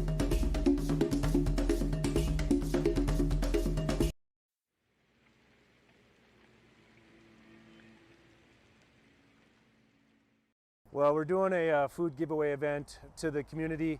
A lot of people are facing food insecurity at this time. As we can tell, we had to start about an hour early because we just had so many people lined up. So as people come up and they need whatever they need, volunteers are taking care of it. It's all contactless, so nobody has to get out, and just making sure whatever the greatest need. We're just giving the greatest good. When we're going until the food is out. As people are coming in, if they need 2 boxes and 2 gallons of milk, that's what we're giving. We don't want to leave anybody out. I was in the hospital, and I saw a flyer on the wall. And all the nurses were talking about taking people down there to get food and stuff. I got out last night, the hospital last night, and I said, man, I'm going to do this. When I came from Williston here, I lived on these streets for 3 years, caring. And that's what this is. That's the way I see it. Very helpful. I think it's going to be very helpful because I know people that are doing without. I think it's truly remarkable how much need there is out there. Like I said, we were going to start at noon, but we had so many people lined up. We started at 11, and volunteers have been working their tail off since then. I'm thankful for that. I think this shows that there is some huge needs in the community, and we got some things we got to address.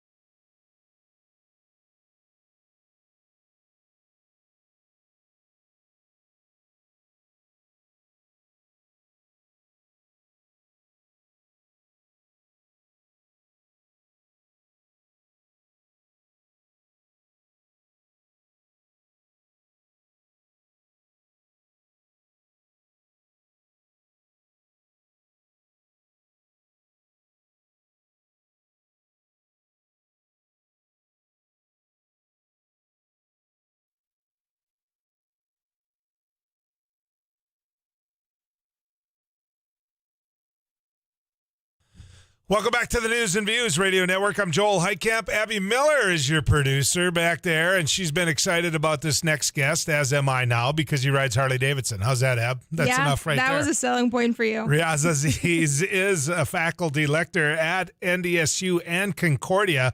You think he said mostly Concordia now, but he's also the CEO of what foundation? I'm the CEO of the Begunahi Foundation. What is this about? We started this foundation about 10 years ago in an effort to be able to educate women who live in the slums of India, to give them an opportunity to go to college in India. And so it was a family foundation. We started about 10 years ago, and we're very fortunate that 10 years into it, we've been able to help about 130 women. Really? Yeah, get an education. Man, you got to be proud of that. Well, it's a way of giving back. I mean, this country has been enormously generous to me. I came here 50 years ago, and we've given back a lot to this country as well. We donate here as well, and this was a way for me to kind of give something back to the home where I grew up.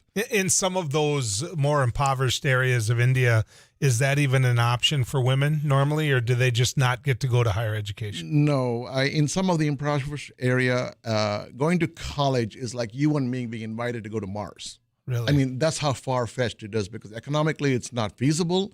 There's also a cultural and social pressure to get married, to become wife and become mother, if you will. So all of those comes into play. And for us to be able to go down to some of the poorest and the largest slums in India and to find that one diamond in the rough, to say that, what is it about you that sparks this imagination, this creativity, the ability to say that I want to make something of myself, and to give them that opportunity, that leg up, is huge. And we take care of all of their needs. I mean, it's not just about paying for the college, but also making sure that their hygiene needs and their social needs and their nutritional needs, all of that is met, so this individual becomes a full-rounded human being. And as you heard about Forbes magazine coming out with a list of the women 50 and over, all of the women that have been successful, we want these women to have those opportunities as well. What a guy! Good for you. Good for you. I want to talk a little bit about what I asked you to come in here for, I guess, is inflation and the inflationary factor. How serious do you see inflation being on the current economy and long-term economy right now for the U.S.?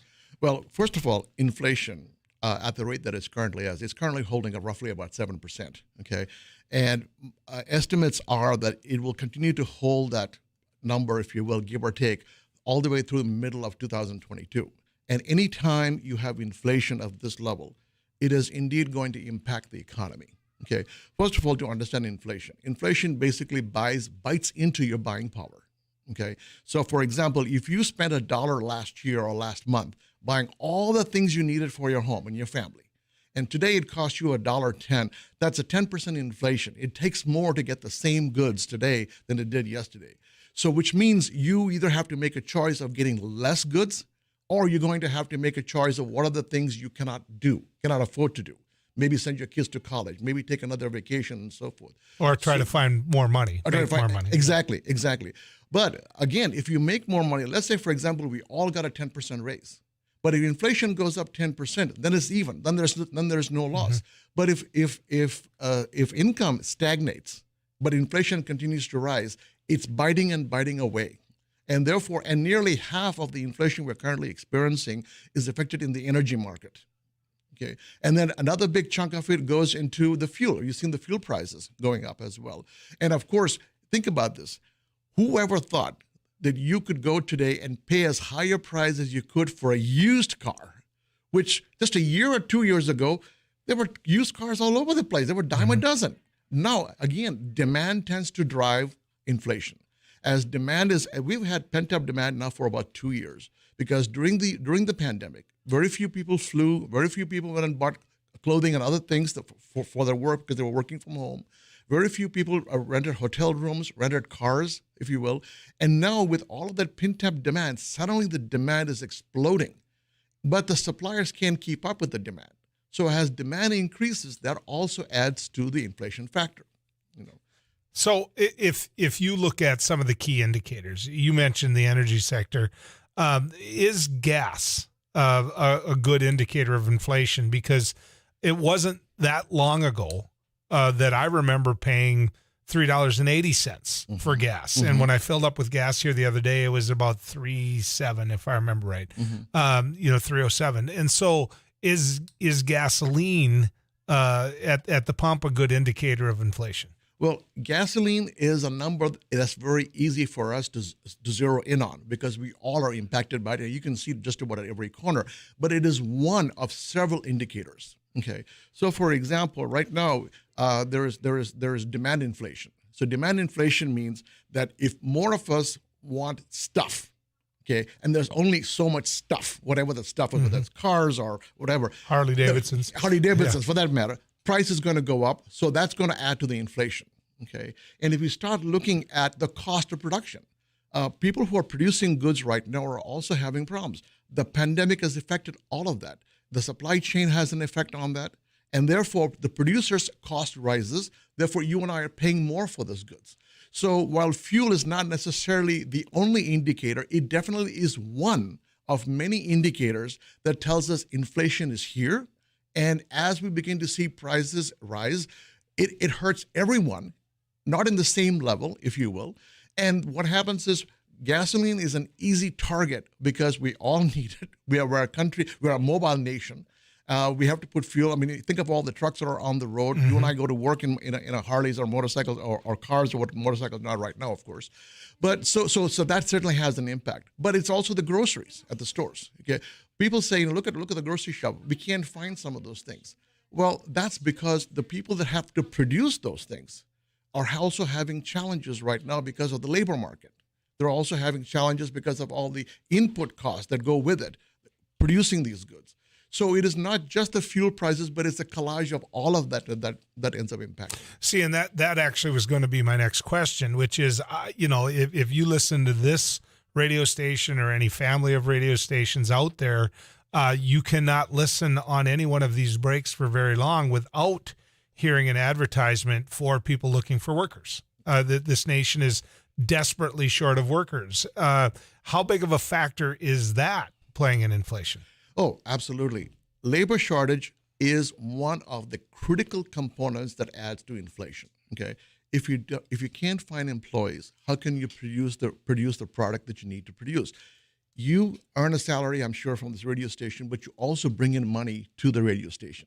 So it's and think of that in the larger scale. That's number one. Number two, look at the bonuses that businesses are offering if you will come and sign a contract with them for a job. Where is that coming from? That is added to the cost of goods as well. Mm-hmm. So the labor market being short, and when you have a pandemic situation like this, many people right now are saying, I don't want to go back to the job that I used to have. I want to create my own footprint. I want to create my own future. I like life without it. I just got to see it. Exactly. Yeah. Exactly. So all of that is contributing. And that's why there is no one magic bullet fix. You can't just fix this without fixing that and all of the other things in place if you're going to affect inflation in a positive way. Somebody said, wanted to know, what is the inflation rate with energy and food included in? Why do they exclude them? Well, I don't think energy is excluded in inflation. Energy, for example, is about 29% of the total inflation package. Uh-huh. Okay, food, for example, is roughly just under 7% as part of the total inflation, and gasoline is again about half, if you will, of the inflation. And so I don't think any of this is included. All of that is part of that. It's just that the one thing about inflation, it doesn't affect you and me in the same way. Mm-hmm. Okay, nor does it affect the East Coast versus the West Coast, North versus South. Okay, and also inflation is not even throughout the country, nor is it even during each period of time. So, for example, inflation last month, 2 months ago, or 3 months in the future is going to be very different than it is today. So it is just like the weather. I mean, we can do the very best technology available to us in terms of predicting what we think the weather is going to be, but that's just based upon historical data and what we know about the science of weather. But there's still no guarantee. So it is a very volatile environment, trying to put a pinpoint, if you will, if you can nail down what inflation is going to be 3 months from now or 4 months from now. Interesting. Riaz Aziz is our guest. He is, he's working with Concordia mostly now, but this is a man that understands the economy as well as anyone that I've had a conversation with. He said, you can't always predict the weather. Well, let's find out. Let's get to Too Tall Tom and find out what our weather forecast is. Mr. Szymanski.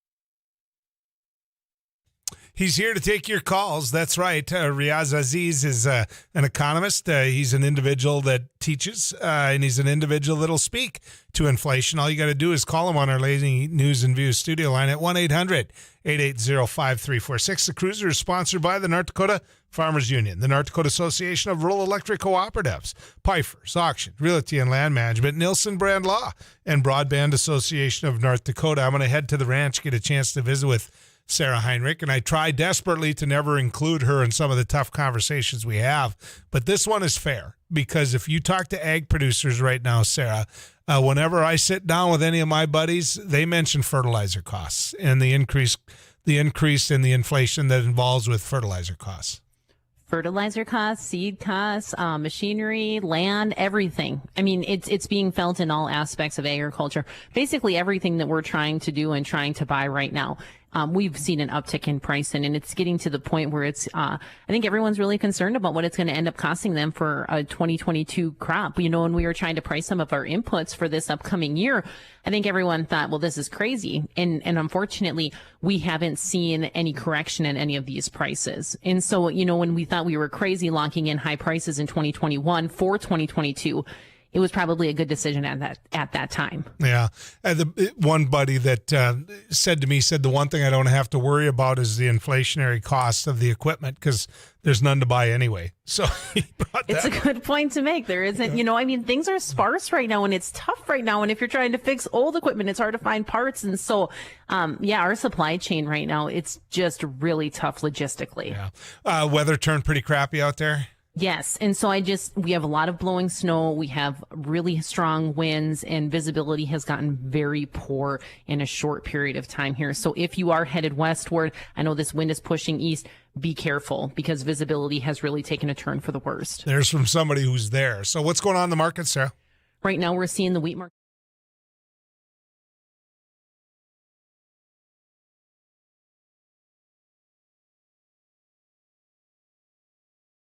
Well, we're doing a food giveaway event to the community. A lot of people are facing food insecurity at this time. As we can tell, we had to start about an hour early because we just had so many people lined up. So as people come up and they need whatever they need, volunteers are taking care of it. It's all contactless, so nobody has to get out, and just making sure whatever the greatest need. We're just giving the greatest good. When we're going until the food is out. As people are coming in, if they need 2 boxes and 2 gallons of milk, that's what we're giving. We don't want to leave anybody out. I was in the hospital, and I saw a flyer on the wall. You know, and all the nurses were talking about taking people down there to get food and stuff. I got out last night, get out of the hospital last night, and I said, man, I'm going to do this. When I came from Williston here, I lived on these streets for 3 years, caring. And that's what this is. You know, that's the way I see it. Very helpful. I think it's going to be very helpful because I know people that are doing without. I think it's truly remarkable how much need there is out there. Like I said, we were going to start at noon, but we had so many people lined up. We started at 11, and volunteers have been working their tail off since then. I'm thankful for that. I think this shows that there is some huge needs in the community, and we got some things we got to address. Thanks for watching News and Views on YouTube. Don't forget to subscribe and like our page, and send us a text anytime at 35270.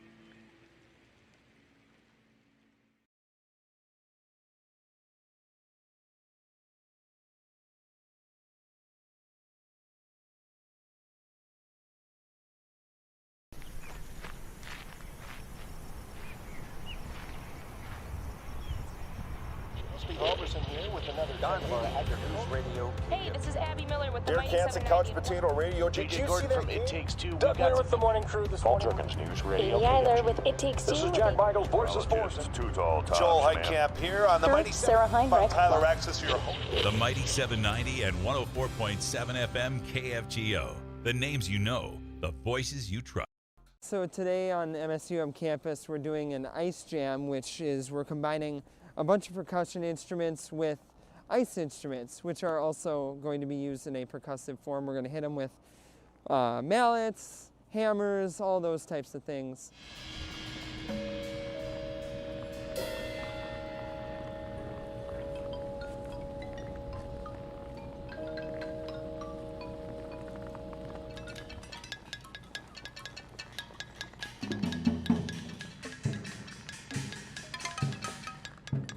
Today is all improv, so we're all just kind of working with ideas that we just kind of think of as we go, and we kind of play off each other, and it's fun to collaborate but also have a sense of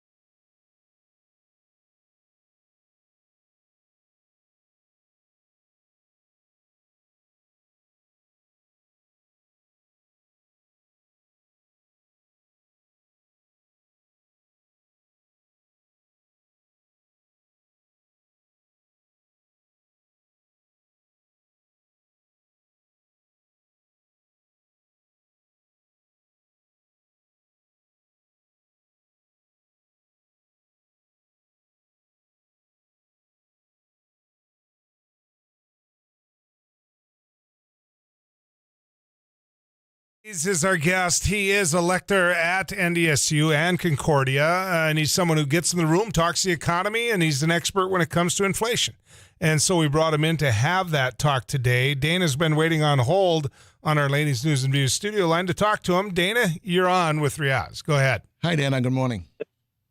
Good morning, gentlemen. It seems to me that a lot of this here is just plain price fixing and price gouging, and you can't get any of our senators or congressmen to stand up for us against these guys that just want to basically crush us out of business. It's to a point to where it's ridiculous.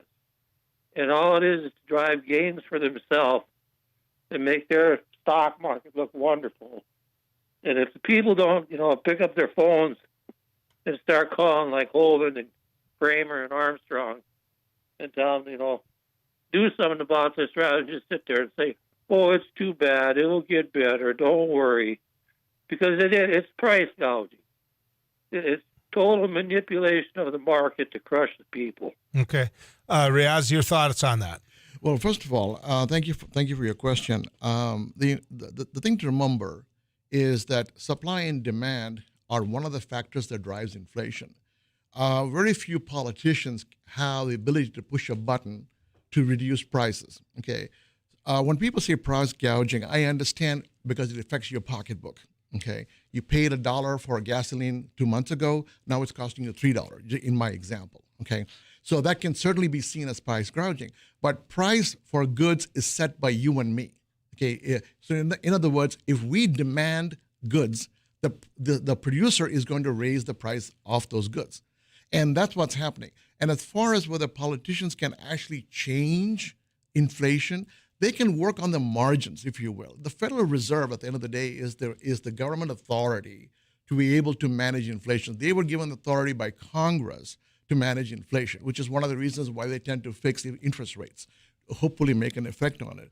But the local senator and the local congressman and even the White House, if you will, they have some impact on the fringes on the outside, but they don't have the ability to push that button to offer the silver bullet, if you will, to either increase or decrease inflation. I wish they would.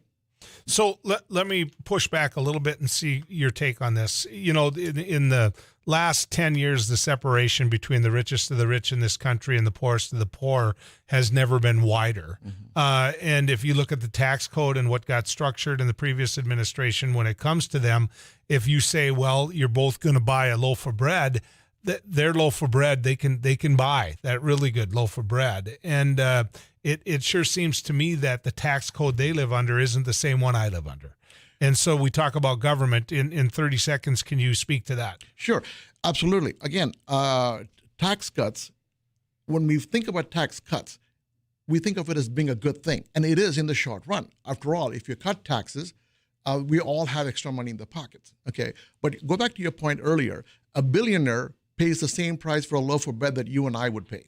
Okay, so that doesn't change, and the same price for a tank of gasoline. But at the end of the day, what's important here for us to understand is that inflation doesn't have one particular cause. So, for example, we cut taxes. Prices go. You have more money in your pocket. Therefore, your demand goes up because you have more money to spend. Let's speak some more to it when we get back.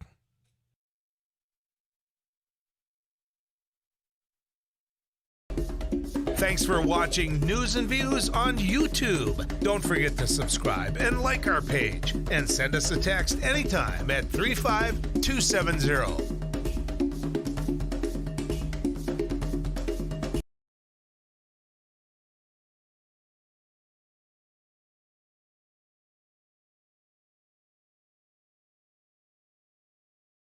So today on the MSUM campus, we're doing an ice jam, which is we're combining a bunch of percussion instruments with ice instruments, which are also going to be used in a percussive form. We're going to hit them with mallets, hammers, all those types of things.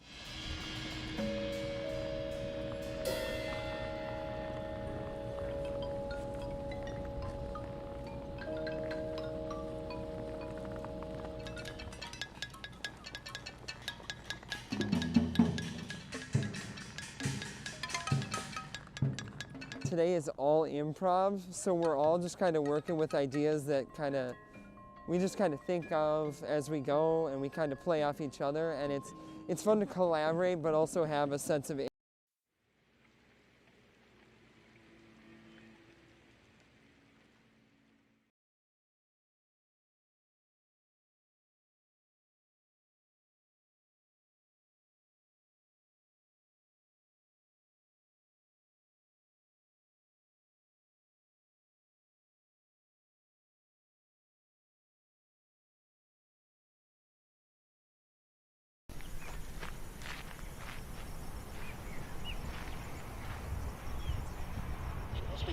here with another News Radio. Hey, this is Abby Miller with the Beer Mighty cans and 790. couch potato radio. Did you see that? It Takes Two. Doug Miller with the morning crew this morning. News Radio. Katie Eiler with It Takes Two. This is Jack Michaels, voices Poorest. Too tall, Joel Heitkamp here on the Mighty Sarah Heinrich. Tyler Axis, your host. The Mighty 790 and 104.7 FM KFGO. The names you know, the voices you trust. Well, we're doing a food giveaway event to the community. A lot of people are facing food insecurity at this time. As we can tell, we had to start about an hour early because we just had so many people lined up. So as people come up and they need whatever they need, volunteers are taking care of it. It's all contactless, so nobody has to get out. And just making sure whatever the greatest need. We're just giving the greatest good. When we're going until the food is out. As people are coming in, if they need 2 boxes and 2 gallons of milk, that's what we're giving. We don't want to leave anybody out. I was in the hospital, and I saw a flyer on the wall. And all the nurses were talking about taking people down there to get food and stuff. I got out last night, the hospital last night, and I said, man, I'm going to do this. When I came from Williston here, I lived on these streets for 3 years, caring. And that's what this is. That's the way I see it. Very helpful. I think it's going to be very helpful because I know people that are doing without. I think it's truly remarkable how much need there is out there. Like I said, we were going to start at noon, but we had so many people lined up. We started at 11, and volunteers have been working their tail off since then. I'm thankful for that. I think this shows that there is some huge needs in the community, and we got some things we got to address.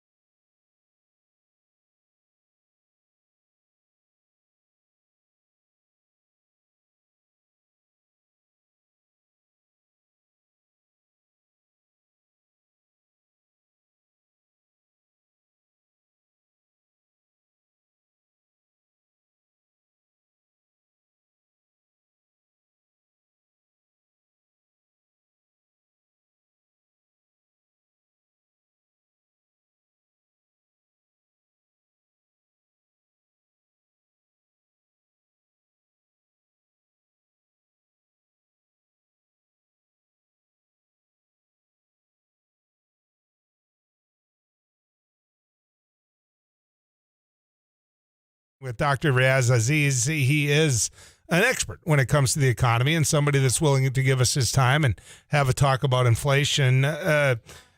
Riaz, I have to ask you this. In terms of the new economy, will we go back to some of the old economy? And I want to give you an example of what I'm getting at. I drove by last night, one of the most stable car dealerships I've ever seen, ever known. Great family, donates to the community, huge part of the community, always has cars everywhere, right? It had to buy additional parking across the street to place cars. There's no cars there. I mean, there's no cars there. I've been offered what I paid for my pickup out in the parking lot. I mean, is that the new economy? Are we going to go back to doing things, trading merchandise the way you used to? Well, it's been very interesting watching the automotive industry go through its changes. Okay, who thought you could actually buy a car like a vending machine? Okay, and you see those advertisements on TV all the time. I believe that we are going to turn back a clock to a certain extent, but not entirely. Okay, we still have Amazon. We can buy things online, but you still have Target and Walmart and everything else that you can walk into. So you're going to have both. So yeah, the dealers are going to get back their cars once we figure out how to deal with this chip problem, shortages that we currently have. Who would have thought many years ago that you would have cars running entirely on battery? Okay, Tesla is one of the kingpins in the industry, if you will, and there are other competitors coming along. So that's going to change, if you will. And so, yes, the economy continues to move forward. I think we are going to go, the dealers will get their cars back. The dealers will have access. You'll still be able to go in and test drive and so forth. But over time, you're going to realize you don't necessarily have to do everything the way you used to. But I do believe the dealers will get their cars back, and we do see ourselves moving forward in one sense, if you will, but also returning back to much of the things that the way we used to be. And that's true of any economy. I remember people telling me, Walmart was going to take away all these jobs and going to kill all these small businesses. To a certain extent, that is true. But here's the thing. And now I'm hearing the same thing about Amazon. And I tell people, there's no difference between Amazon and Walmart, except the fact one's got a building and one doesn't. Target doesn't produce anything, neither does Amazon. They sell products that someone else produces. So nothing really has changed. It's just that how we engage in the marketplace has changed. So when you think about it that way, I think the automotive industry will return. We'll be able to kick the tires, if you will, take the cars out for a test drive. If not, we'll be able to offer them off, buy them off the vending machine, try them up, and if you don't like it, they'll take them back too. How big of a role does the Fed play in all this? Well, the Federal Reserve, as I mentioned earlier before we went on the air, their job is to manage the economy. They controlled, if you will, the interest rates that banks pay to borrow money. When they lower interest rates, it's cheaper for the banks, which means they can pass on those savings to you, which means it engages you and I. Maybe you and I want to borrow money to buy a new car or buy a new home or buy a new boat or whatever, if you will. So in that sense, the Federal Reserve can manage the economy to a degree. And right now, the borrowing cost for banks to borrow money from the Feds is nearing zero, if you will. So, and those savings are indeed being passed on to us. The concern the Feds might have is the opposite side of inflation, which is deflation, which sounds like a great thing, right? I mean, if price goes down, isn't it good for you and me? Well, guess what happens on the reverse side? Profits go down. If profits go down, then your salaries are either frozen or you have the potential of getting laid off. And if salary remains the same or people get laid off, then demand goes down. If demand goes down, then deflation increases even more. So it's a dance. It's a dance of saying that we want inflation is bad, but we want to reduce it. We don't want to have it at zero. Deflation is good, but we can't have deflation either. So that's where the Fed has to constantly play with the numbers so that there is a balance between increasing prices and decreasing prices. I remember a time in the 1980s. It was a terrible time in the farm economy. Interest rates were through the roof, and it cost many farmers their farm, and hostilities were through the roof. And you had, we can talk about administrations and their role on all this. The Reagan administration, the theory behind trickle down versus bottom up type economy. But the one thing that was different then versus now was the interest rate. There was inflation then. The cost of doing things then cost more, but the interest rates showed that. Now, we sit here and we think our economy's in this complete down spiral, and yet interest rates haven't exploded. Am I right in saying that these two don't mirror each other? Well, no, you are correct. And as you said, our interest rates, the Fed is trying to do, I think, their best they can with managing the interest rate so that the demand isn't explosive. Okay, we do have a market that is currently in demand for automobiles, for cars, and so forth. But we also have to be very, very careful because at the end of the day, decreasing interest rate also contributes to inflation. And that's where the Fed has to step in and say, okay, to what extent do we decrease inflation, decrease interest rate so the demand doesn't become so explosive that it contributes? As I said earlier, there are three main factors. There are actually about 9 or 10 factors that contribute to inflation. The three main factors being the cost for production, if you will, the demand, which we talked about a little while ago, and printing of money, which is something else that the Fed does. Printing money is fine, okay, as long as you have the engine of the economy to back it up. So if you spent $1 yesterday to buy all the things that you wanted, we now printed money and you have $2, right? Must make you feel good. But if it takes $2 to buy the same goods that you bought yesterday, you're back to where you were before. So when we're out there printing money, we have to be careful in knowing, and the Fed is very careful about this, to ensure that there is the economic engine to be able to back up. You've seen countries in South America and Latin America and other places where they have just gone into printing money. Let's get money into people's pockets. The problem is you've got a boatload of money, but also everything explodes in terms of prices. What about the role that tariffs played in all of this? The previous administration, we talk about how the economy isn't the responsibility of any one administration, but the previous administration loved tariffs. This individual texts in and says fertilizer is controlled by 6 companies with only one located in the U.S. When you slap tariffs on imports, you pass those costs on to the farmers, and the only U.S. company raises its prices to the price of others. I'd like to get your response to that. No, and the caller is absolutely correct. Tariffs are only temporary fixes. Okay, it's kind of like giving somebody an aspirin because they have cancer. It does not fix the problem. It makes a grand political statement. People feel great they were able to sock it to the other guy, if you will, by giving them tariffs. But ultimately, we end up paying the price for it. And that's because tariffs can go both ways. We raise tariffs on import goods into the United States. Other countries can do the same to us. So the question is to see is which one of us can survive the biggest tariffs. Therefore, the caller's point is absolutely correct. When other countries or we place tariffs on imports, other countries do the same to us.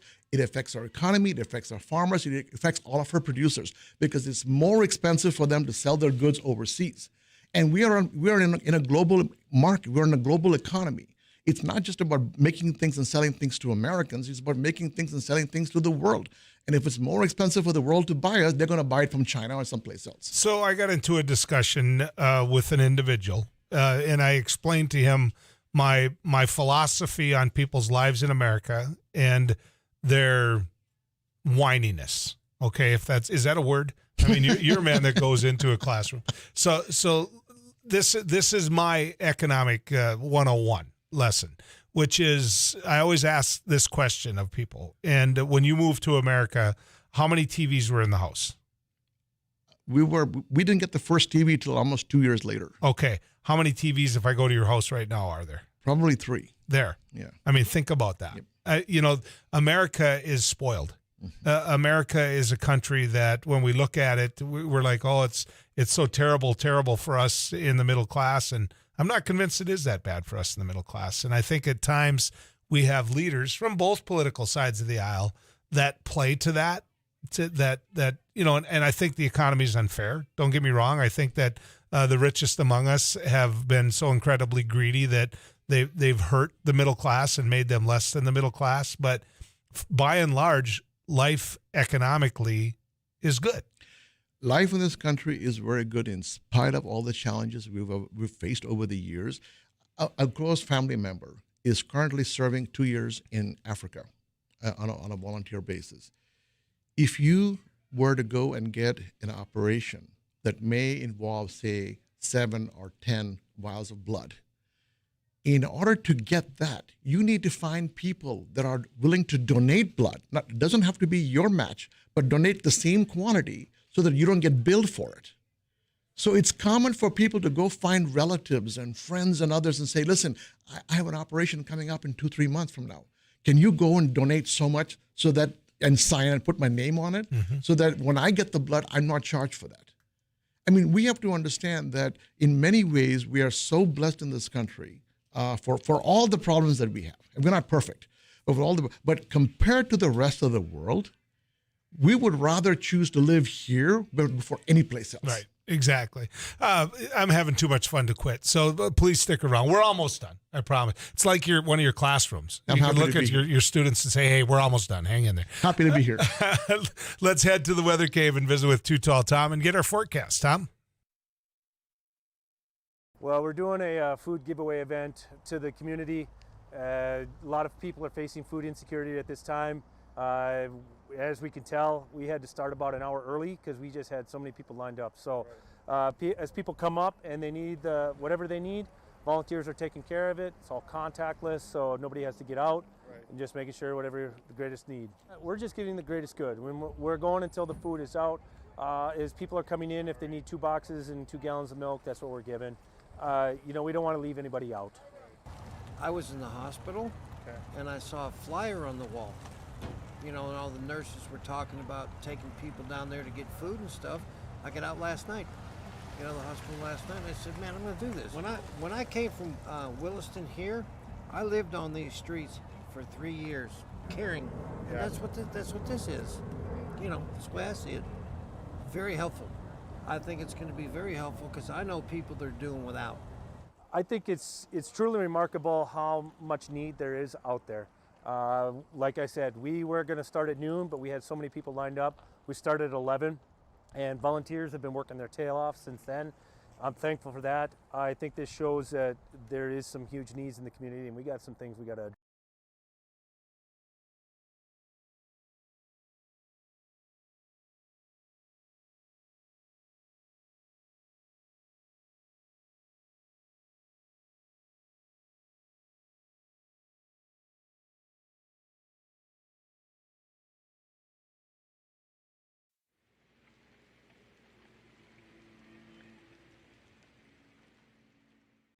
So today on MSUM campus, we're doing an ice jam, which is we're combining a bunch of percussion instruments with ice instruments, which are also going to be used in a percussive form. We're going to hit them with mallets, hammers, all those types of things.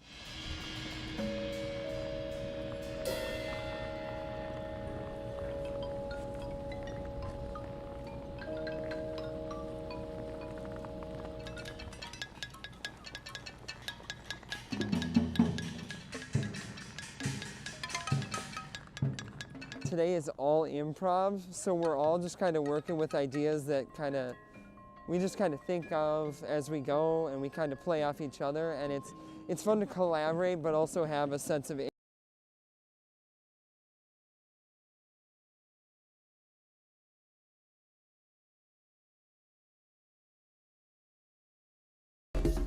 Thanks for watching News and Views on YouTube. Don't forget to subscribe and like our page, and send us a text anytime at 35270.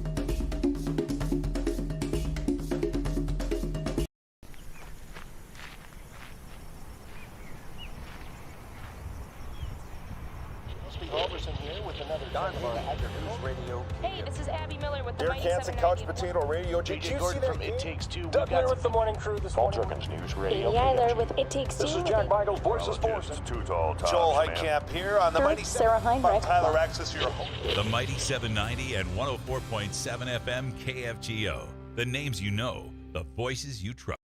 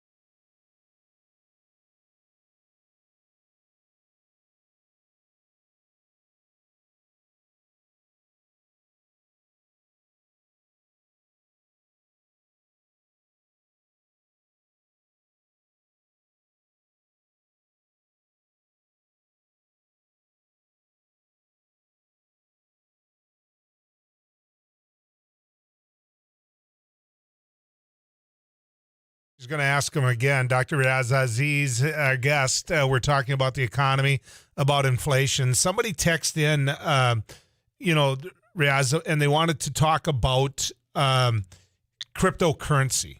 And I have to tell you, I know so little about cryptocurrency. I felt I could hold my own in a lot of this conversation, but what factor does that have on our economy now? At the present moment, it is a small sliver of the economy. Cryptocurrency is a very unregulated market. And I think in 2022, I see specifically in 2023, 2024, it becoming a substantial part of the market. It's like those dime trades that we used to have in the 70s and 80s, where you would hear constantly about people sitting at their computers or sitting in front of monitors late at night and trying to make those quick deals, if you will. Yep. That's the hemisphere in which cryptocurrency currently hovers at. Some people will disagree with me on it vehemently and say that they've made a lot on it, and that's great. More power to them. But I would say cryptocurrency, to understand cryptocurrency, it's a complex market of trying to understand how does something have value when you don't have physical something attributed to it. A dollar bill has value not because it's a dollar bill you and I hold in our hands.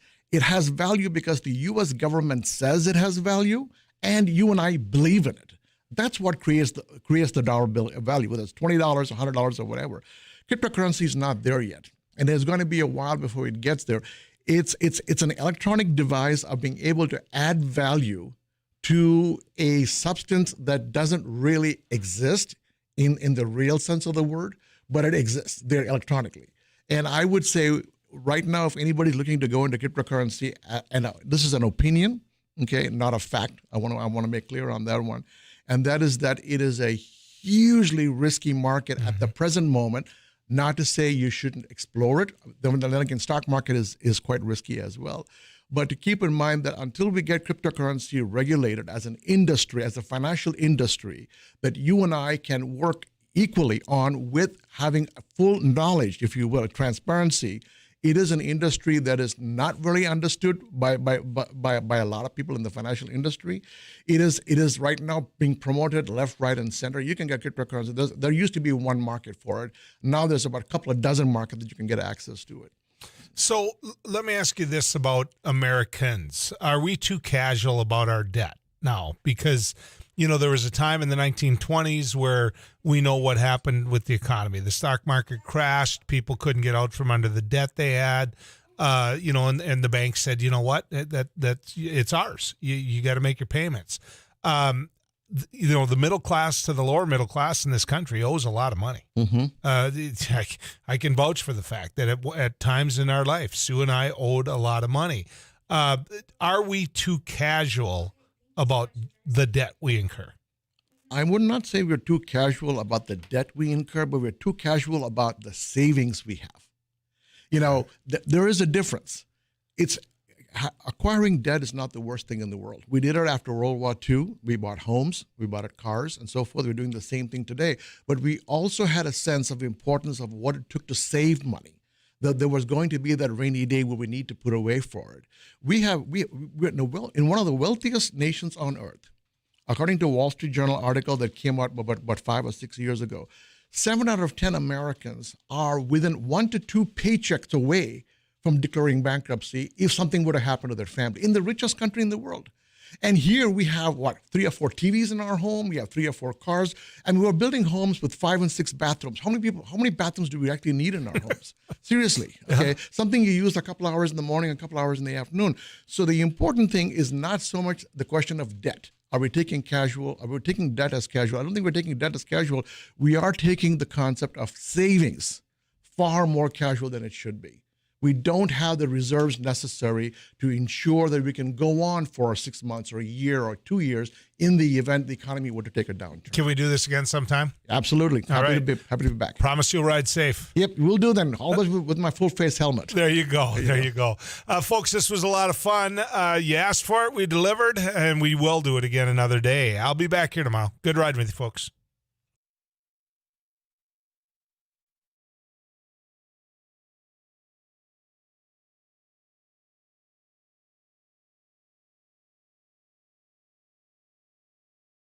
Well, we're doing a food giveaway event to the community. A lot of people are facing food insecurity at this time. As we can tell, we had to start about an hour early because we just had so many people lined up. So as people come up and they need whatever they need, volunteers are taking care of it. It's all contactless, so nobody has to get out. And just making sure whatever the greatest need. We're just giving the greatest good. When we're going until the food is out.